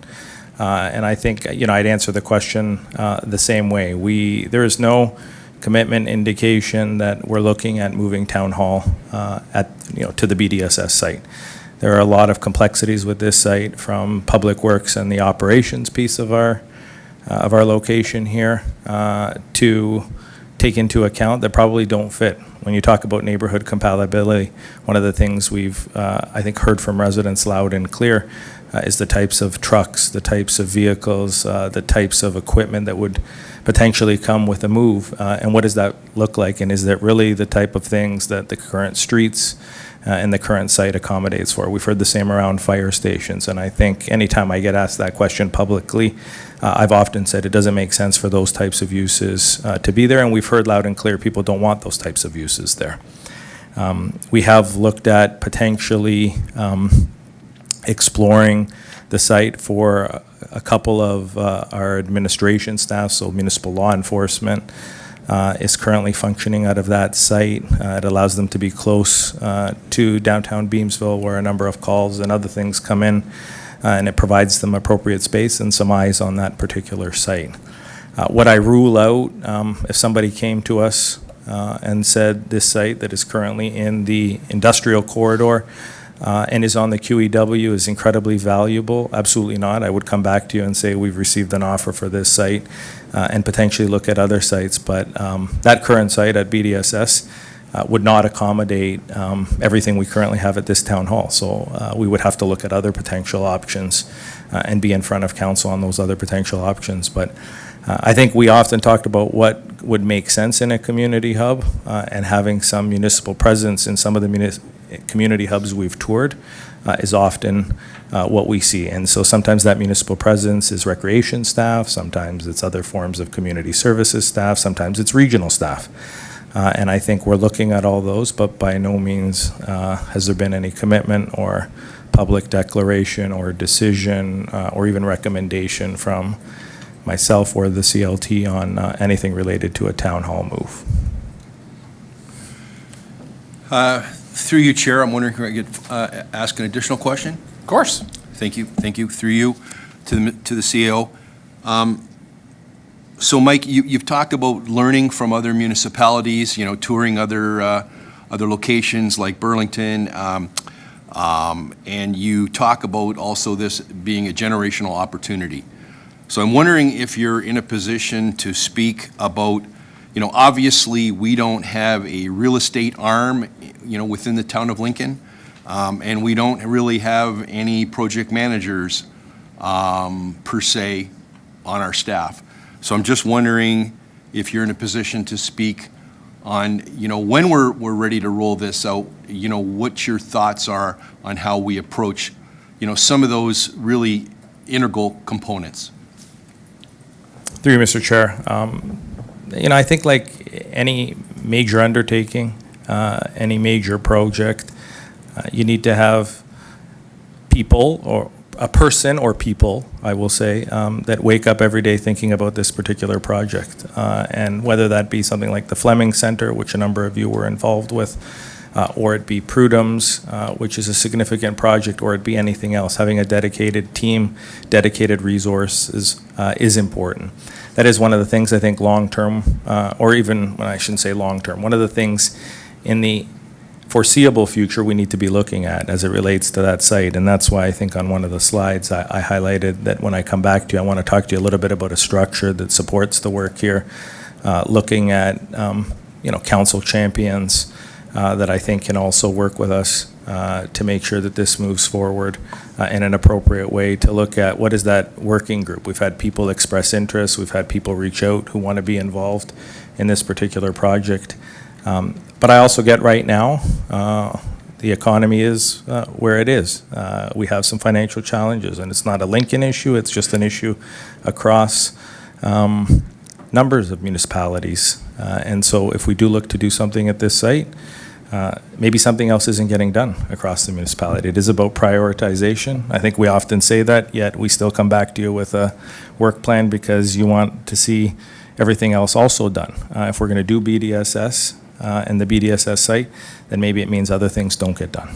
And that's just one of those eyes wide open decisions that I think collectively we're going to have to make. But specifically to the real estate arm, and those sorts of things, I think those are going to be services either we need to purchase, borrow from the region, or a combination of all of that. But I stand by the comment that I think moving forward, we need to put some structure around this particular project. Again, both from the public perspective, a council perspective, and a staff perspective. And through you, Chair, if I could ask a third question. So I appreciate that, those comments and those responses.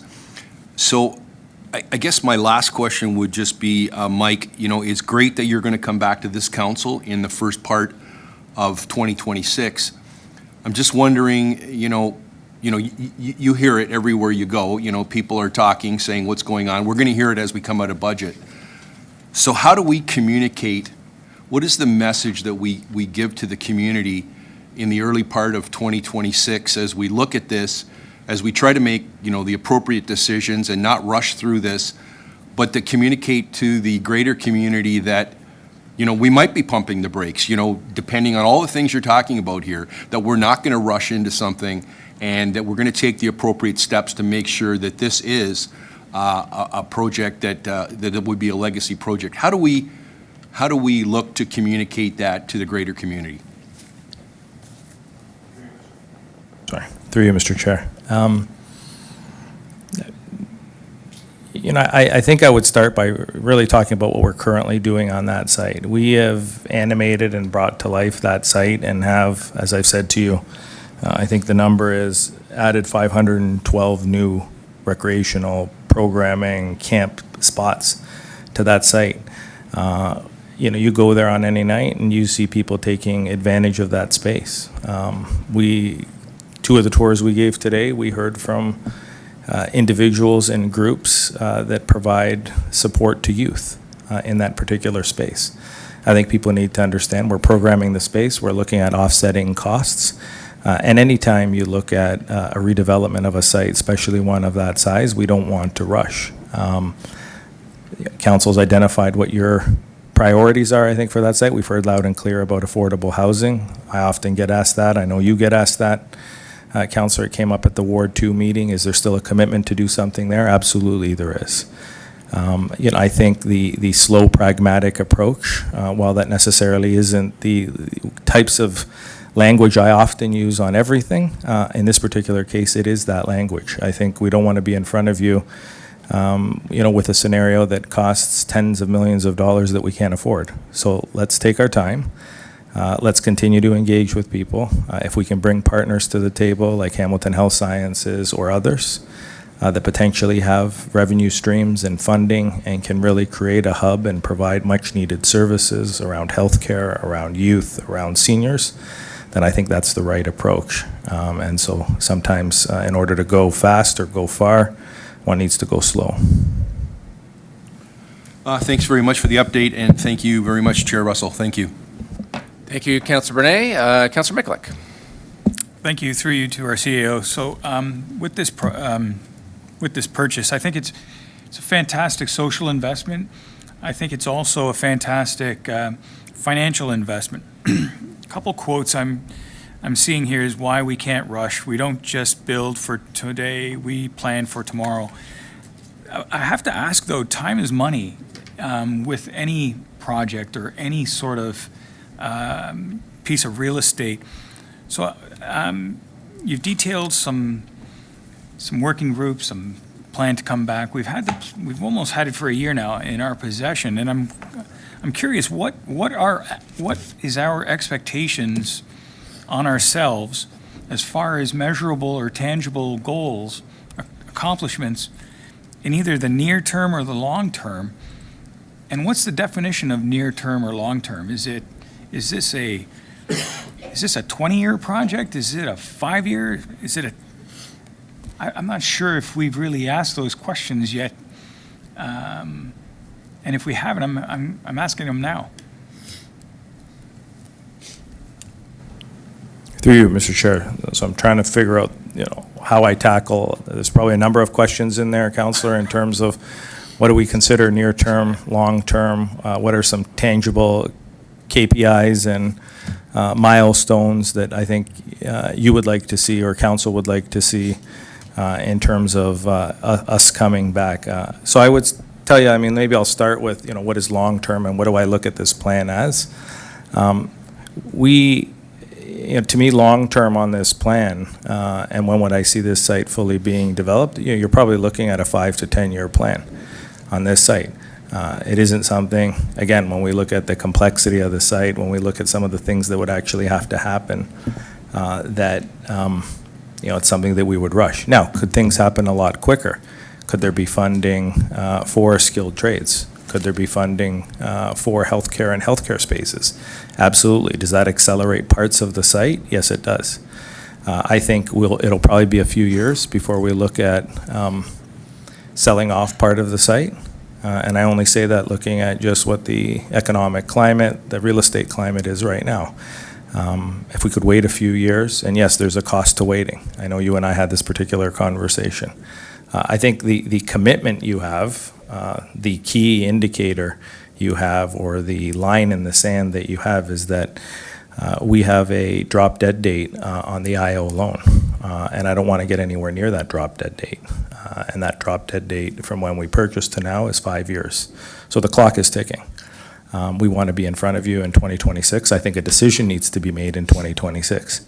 How that rolls out and what happens following that may mean us waiting a little bit longer. So if a decision is made that we are going to sell X part of that site or enter into a partnership on X part of that site to recoup some of the monies that we've expended, the thought may be we wait till 2027 or 2028 to do that because the real estate market may have bounced back. The economic climate may be better, and as a result of that, we think we could recoup more dollars.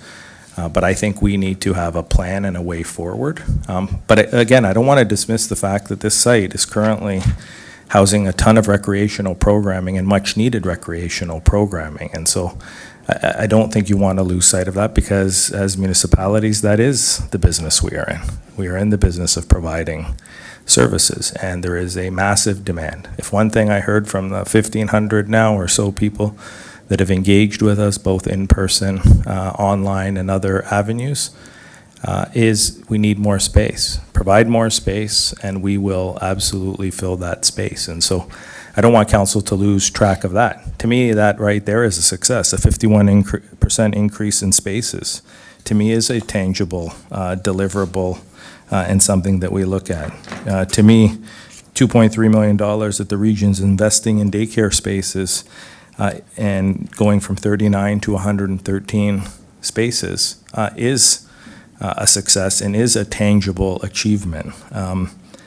Looking at early on, $80,000 for them to renovate the old library and to move early on services in that particular location where parents and young kids can play, socialize, and interact. I think sometimes it's hard to quantify those types of things, but there absolutely is a massive inherent value in providing space and in providing youth opportunities, parents opportunities, seniors opportunities to get that social interaction and to eliminate social isolation. And so that's probably my long-winded answer of saying some of this stuff will come. This isn't a plan where I plan on coming to you every year and saying, yeah, not now, don't have any idea what we're doing. We're going to continue just operating it as a rec center. It needs to be more than that. We need to maximize the opportunities that this site affords us. And I think the plan that we come forward with will have that and needs to have that. And three, I appreciate all those answers, but at the same time, like under the financial pressures that we're under, we can't promise everything. We can't provide everything to everyone because, we're able to. We have to pay for all of this, right? And it's tough. Nobody wants to hear the word no. I'm sorry, but these days, it might have to be a word that, or a phrase or an expression that unfortunately has to be shared. That's just my opinion, because it is, and I do agree that it's generational, but like it's the financial clock is ticking, and it was a fantastic deal when we purchased it. There's no doubt about it. But like I'm worried when I see like the expenditures of net levy, like $691,000, like that after 10 years turns into quite a bit, and that's where I'm talking short term and long term as far as costs. We could see that financial benefit evaporate just through time and through maintenance and upkeep. So that's. Through you, Mr. Chair, if I could, to that comment. I mean, I think, Councillor, I started off by saying, and repeating the same comment I said at the Ward 2 meeting. And we just heard a presentation from the library, which is a phenomenal community asset, as well as we've heard in the past from other agencies. I don't look at it as a waste of money. We may differ on that in terms of opinion, But providing services to residents, that is the business I don't consider we're it in. a waste of money. I never said that. No, I'm just saying, I don't see it as a waste per se of $600,000 a year going out the window. I see that as a $600,000 investment in providing 51% more spots, 512 new spots in our camp programs. And yes, there's a cost to that, and I go back to, I think what I've always said to council, we need to prioritize what is important, because I agree, there isn't an endless amount of money that we can do. We're going to have to determine, is doing this road more important than doing and offering this programming? And those are often the decisions and the discussions and the debates we have around our leadership table and that you have around this particular table as well. And so I think, selling off this site and making back whatever money we do, or selling off part of the site to make back the loan is one part of it. But I think having operating costs to run facilities is something that I don't see going away per se.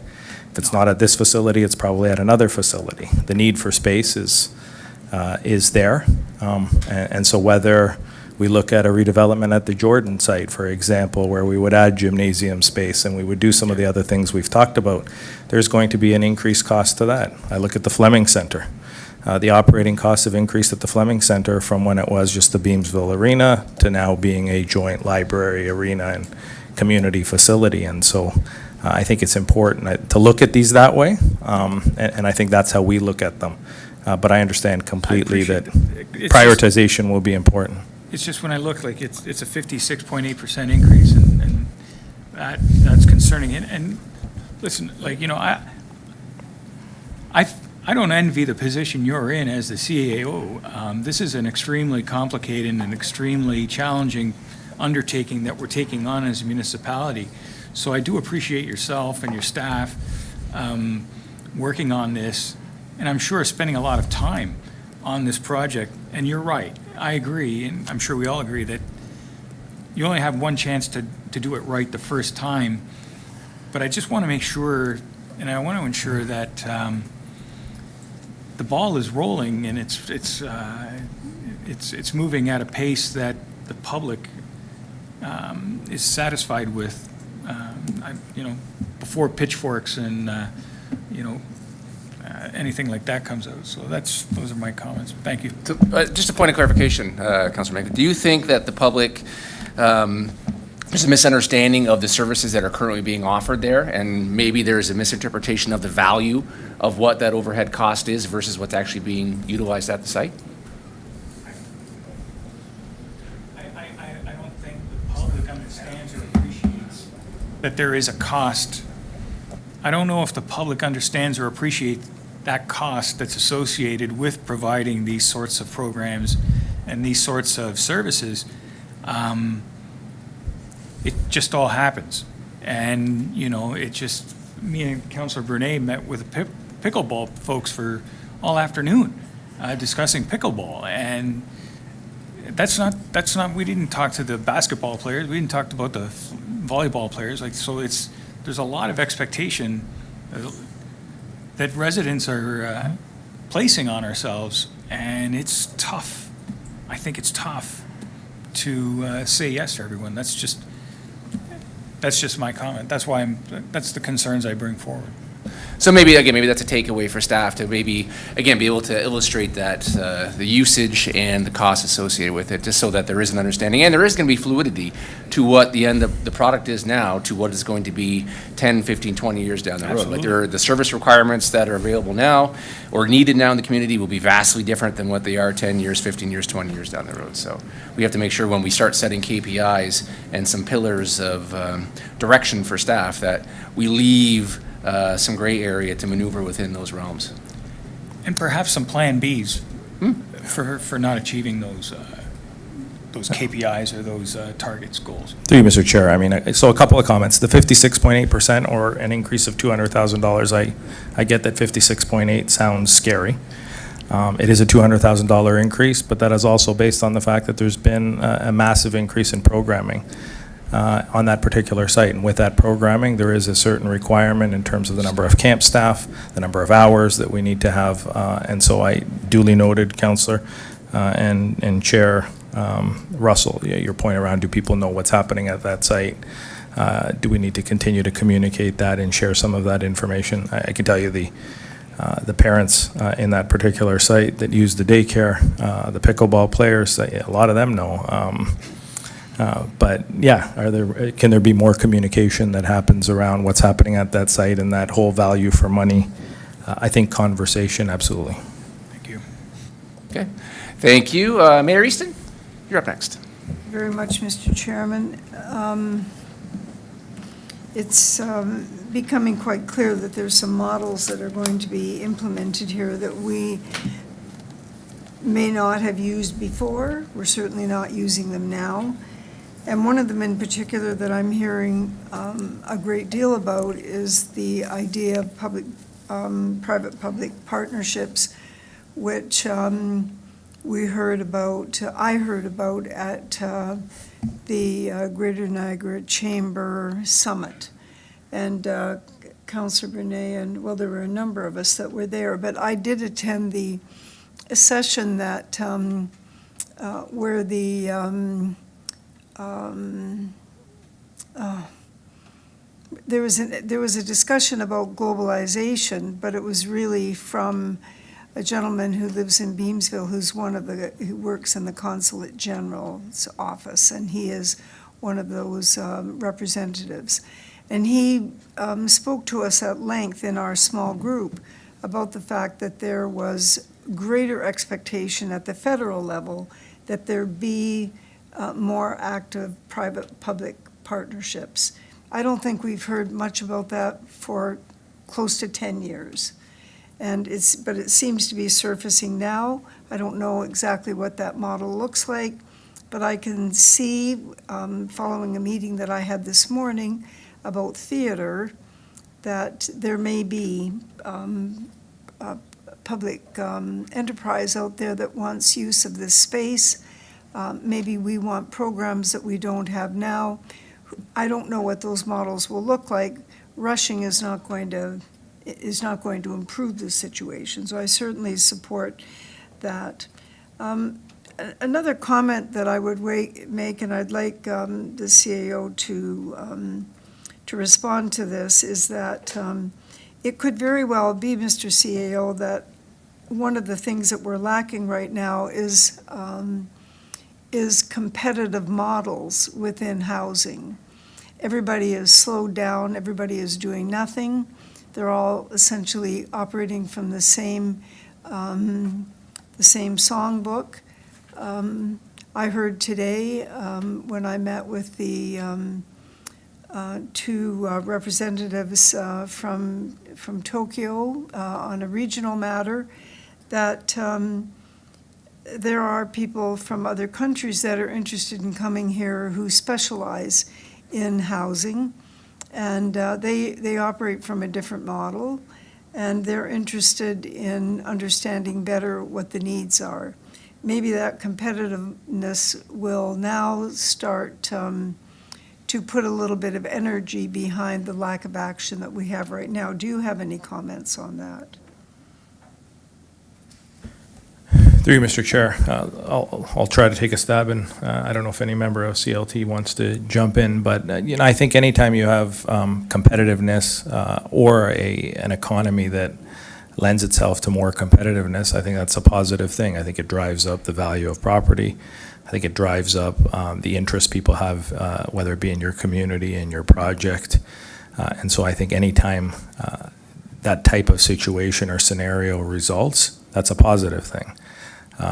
We heard a little bit earlier from Jordan about foreign direct investment and what does FDI look like in our country right now and some of the more global issues. And so I think, I'd like to see that happen. I do still think it's a few years away. I think there is a time now where we're going to see a lot more of regression versus the opposite. And so I think we need to respond to that. I think we need to be ready for that. But at the same time, there's a lot of work we can do to explore these types of partnerships. I think the reliance on government will be greater in times like this, in the times that we're experiencing right now. And by government, I mean all 4 levels of government, because all provide different levels of services. Julie Andrews and I often talk about when the economy is the most hard hit, our libraries are frequented even more. She sees an increase in the people accessing those services because they're free services. They're services where people can find very inexpensive modes of entertainment and family time. And I think that's the role government often plays when things are tough. But to your question around competitiveness, I think competitiveness comes from a strong economic outlook and a strong economic forecast, which right now we keep hearing is still a few years away. Right, okay. Well, Mr. Chairman, I think I'm happy to put that out there. I do think that there's going to have to be put more thought into this. And the last part of Mr. CAO in the report, there were some specifics mentioned, quite a few specifics about some of the potential programs that could be offered. And so I want to be somewhat political about this because there has been quite a bit of discussion, Mr. Chairman, from those who are interested in advancing the arts in Lincoln, both the fine arts, both theater, in terms of acting and possibly having a movie house or a space where movies could be shown. Music is another one. There hasn't been anything mentioned at all about this, and so I'm asking the question about what you may have heard that you could talk about and how you see it fitting in with the current plans. Through you, Mr. Chair, if I could, just to that particular question, Mary Easton, I think, the arts and the culture sector is not something that we've forgotten about. I know we spend a lot of time this evening talking about affordable housing. We've talked about some of the youth programming and seniors programming, and of course, all the recreational opportunities. But we have heard, we continue to hear from various stakeholders in the community the importance of culture and creating, whether it be arts hubs, whether it be programming that very much focuses on the music and the arts. Do we have anything definitive on that? Nothing that I could probably report back on, but I think I've often believed what creates community, yes, is hard infrastructure and those important things, but also arts, culture, and those types of opportunities. If you look at some of the events we have that generate the most positive feedback, it's when we bring people together, when we provide opportunity for people to come together and enjoy time together or enjoy facilities, everything from tree lightings to those sorts of things. To me, that's culture in the truest sense. It's entertainment, it's arts, and it's what I think grows communities and makes communities the type of places people want to move to and be a part of. And so I think, put your mind at ease, or put anyone's mind at ease, that is something we're not thinking about, because absolutely it is. That's very helpful. Mr. Chairman, the comments that Mr. Kirkopoulos made about the letter that came from HHS, certainly we're going to be going on Friday to the opening of the new hospital, and the services that there will be room for there and the demand for greater services is already prevalent. And so the idea that there could possibly be what I refer to as blue ribbon services as they come from the hospital into the communities, clinics, diagnostics close to home, the thought that we could potentially use this space for any number of those things, working them through, is a real, I think is a real boon to our community, the health of our community, and again, a draw for people who might come to live here in the future. Thank you very much. Thank you, Madam Mayor. And Councillor Pachariva, wrap us up. Yeah, thank you, Chair Russell. And my question to you with respect to the budget of the community hub, isn't a lot of it the fact that the school board operated the facility 8 months of the year, and now we're operating at 12 months of the year. So we've got some increased costs based on that.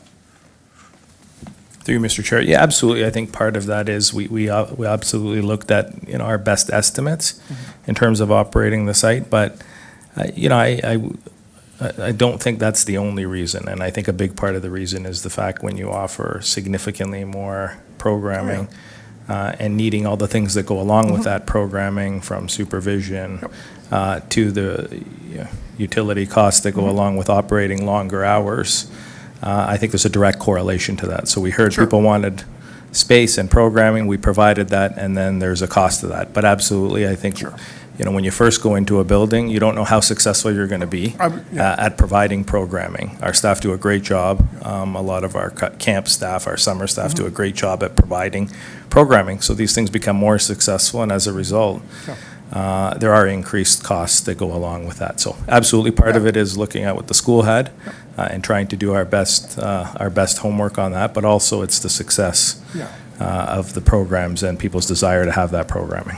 Yeah, sure. And it's like anything, you don't know until you know. And I mean, and again, like you can look at the numbers and you can spin them any way you want. It might be a 56% increase, but the change is 250, which is less than 1%.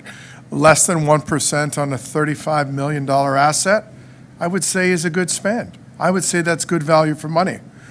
None of our facilities break even, and we're not in that business to break even. We're in the business to deliver programming, and I think that's what we're doing. And the pragmatic approach that you've taken on this, I think, has served us well.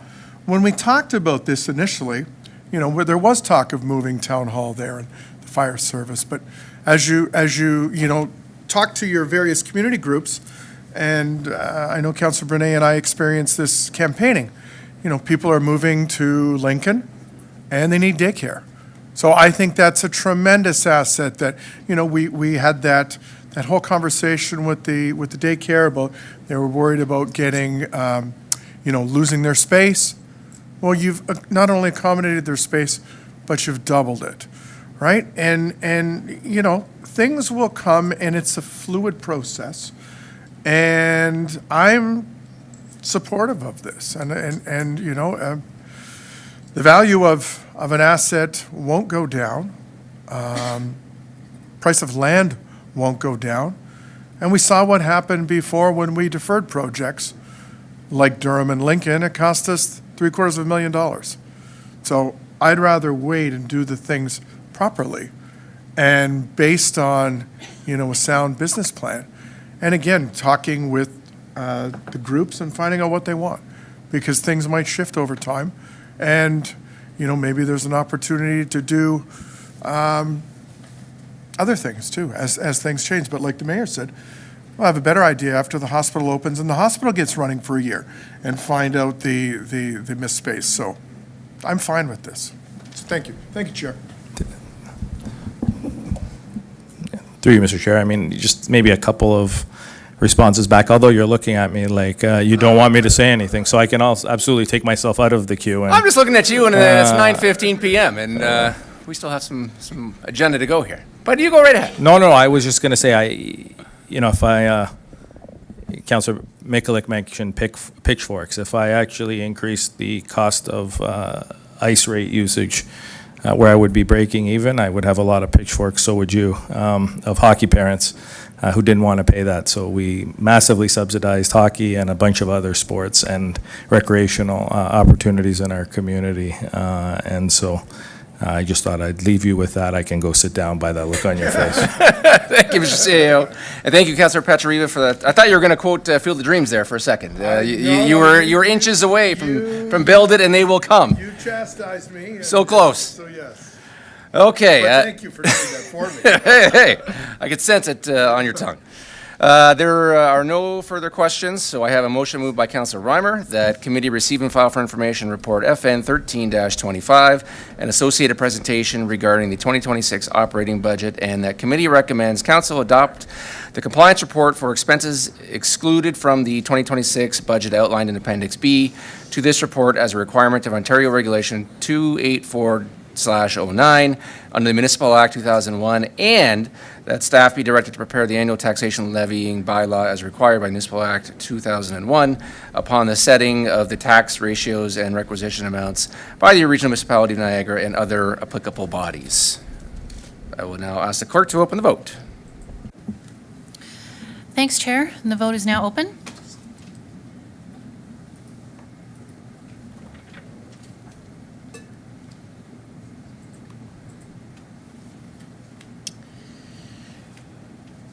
And I will close that vote.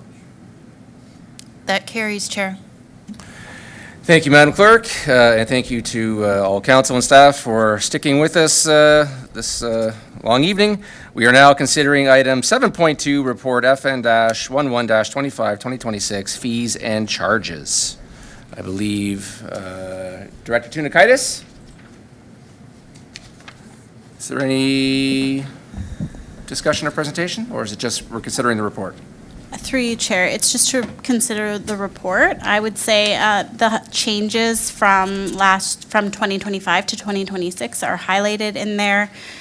These are our standard fees and charges.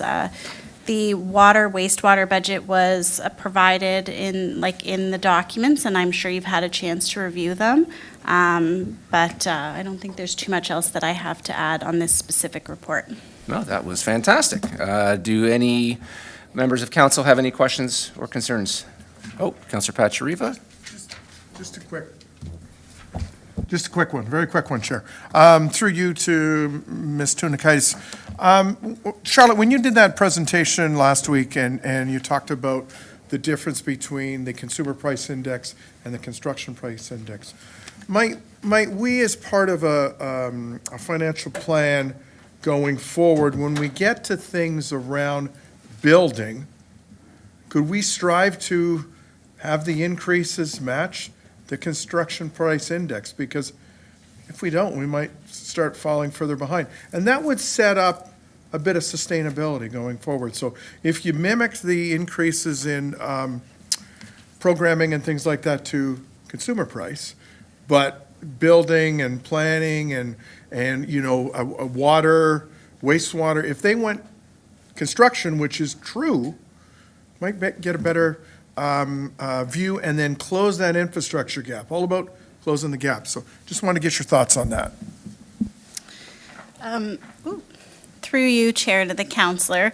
It's a good suggestion. We do look at those things, so we do ask the departments when they're looking at their fees and charges to consider what their costs are. Some items are full cost recovery. The only thing I'd add to that is there are other factors we have to take into account, including what rates are like in other comparable areas.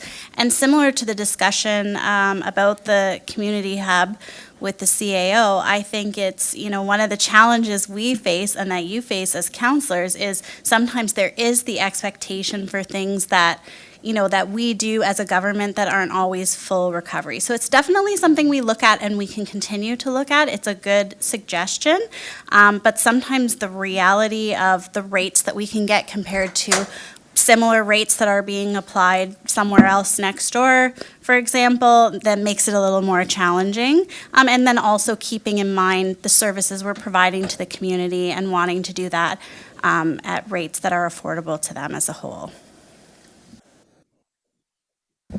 Thank you, Director Tunikaitis and Councillor Pachariva. Councillor Miklik, go ahead.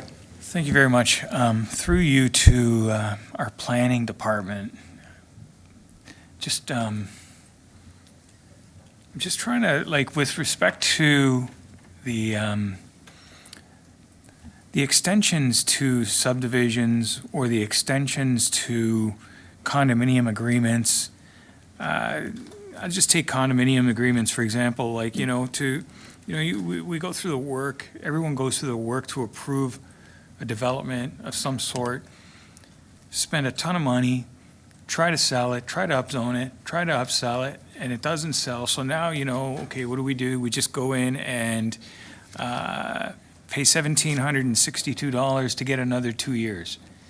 And I'm just wondering, do yourself or other planners in the municipalities or in the province look at that and say, we put a lot of time and money into this, and to get another 2 years, it only costs $1,762. Should that be higher, like $17,260, or maybe that's crazy, but to try to stimulate these approved developments to get going?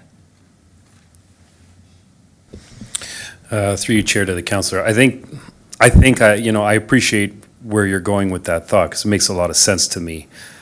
Usually speaking, when you look at things like this, you look at application fees, you look especially at extension fees, when you've already gone through a lot of the review process. Really, a large component of, levying the fees that you levy or charging the fees that you charge is to cover off what your costs are for processing those applications. You're really trying to account for all the staff time, to your point, all the time and resources that go into an application. So, in talking with colleagues and reviewing what other municipalities do, is generally not the approach where they look at it in terms of, I think what you're saying is more or less providing an incentive or, for moving on, or maybe a disincentive for keeping on, extending it. So, I think it's something worth considering, especially now because the market's taken, as we all know, an interesting turn. Things aren't quite the way they were, even dating back to a few years ago. So maybe it's time to have those conversations again, but I can tell you that's not generally how we look at the fees and charges. It's more about, making sure that we're accounting for all the costs that are incurred when we process an application. Fair enough. It's just, like I said, it's just, I just feel like it's an investment being made by property owners to upzone or to profit from this. And, we may as well just approve it for 5 years instead of 2 years. Like, why do we have a 2-year limit? If it's only a pittance in amount, it's the same price of a cell phone to extend these contracts for 2 extra years. So that's just something I bring forward to yourself. And then, if I may, another question to our fire department, fire chief, the rescue rehab truck, the cost of it going out has dropped significantly. I don't have the numbers in front of me, but any reason why that is happening? Yes, through you, Mr. Chair. When we analyzed the actual costs of running the truck, we did find that the costs were lower than we had been charging. So we're not here to really make a profit on it. We're just trying to recover our costs. So. Okay, fair enough, perfect. It's just, I think the fee for the rollout is half of what it was in the past, so it's a significant drop that I caught. Yeah, part of that was the auxiliary members that actually operate the vehicle are not paid at all, and it was really based on having 1 or 2 actually paid firefighters go with it, and that's really not the case. So it's really, the actual hard cost to run the truck, the fuel, and that kind of thing. So. Okay, fair enough, thank you. Thank you, Councilor Miklick. Thanks you, Chief. Thank you, Director Bruder, for your responses. See no further questions. I have a motion moved by Councilor Pachariva that committee receive and file report FN-11-25 regarding 2026 fees and charges, and that committee recommends council approve the proposed 2026 fees and charges as outlined in Appendix A, and that committee recommends council adopt the revised fees and charges bylaw attached as Appendix B to come into effect on January 1st, 2026, and repeal bylaw 2024-85. I will now ask the clerk to open the vote. Thanks, Chair. The vote is in progress.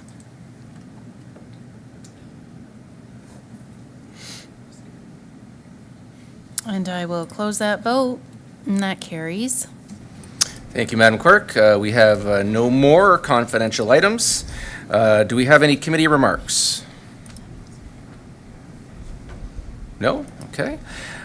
Just a reminder to everybody that, again, if there are no amendments in by this coming Friday, there will be no meeting on the 24th, and the budget will be adopted on November the 25th. So thank you to everybody for the long evening. Thank you to staff for all the work and all the time and all the, again, back and forth tonight and in the days leading up to this. Again, it's a long process. It's new for everybody, but I think so far so good, and we'll see where we go over the next few days.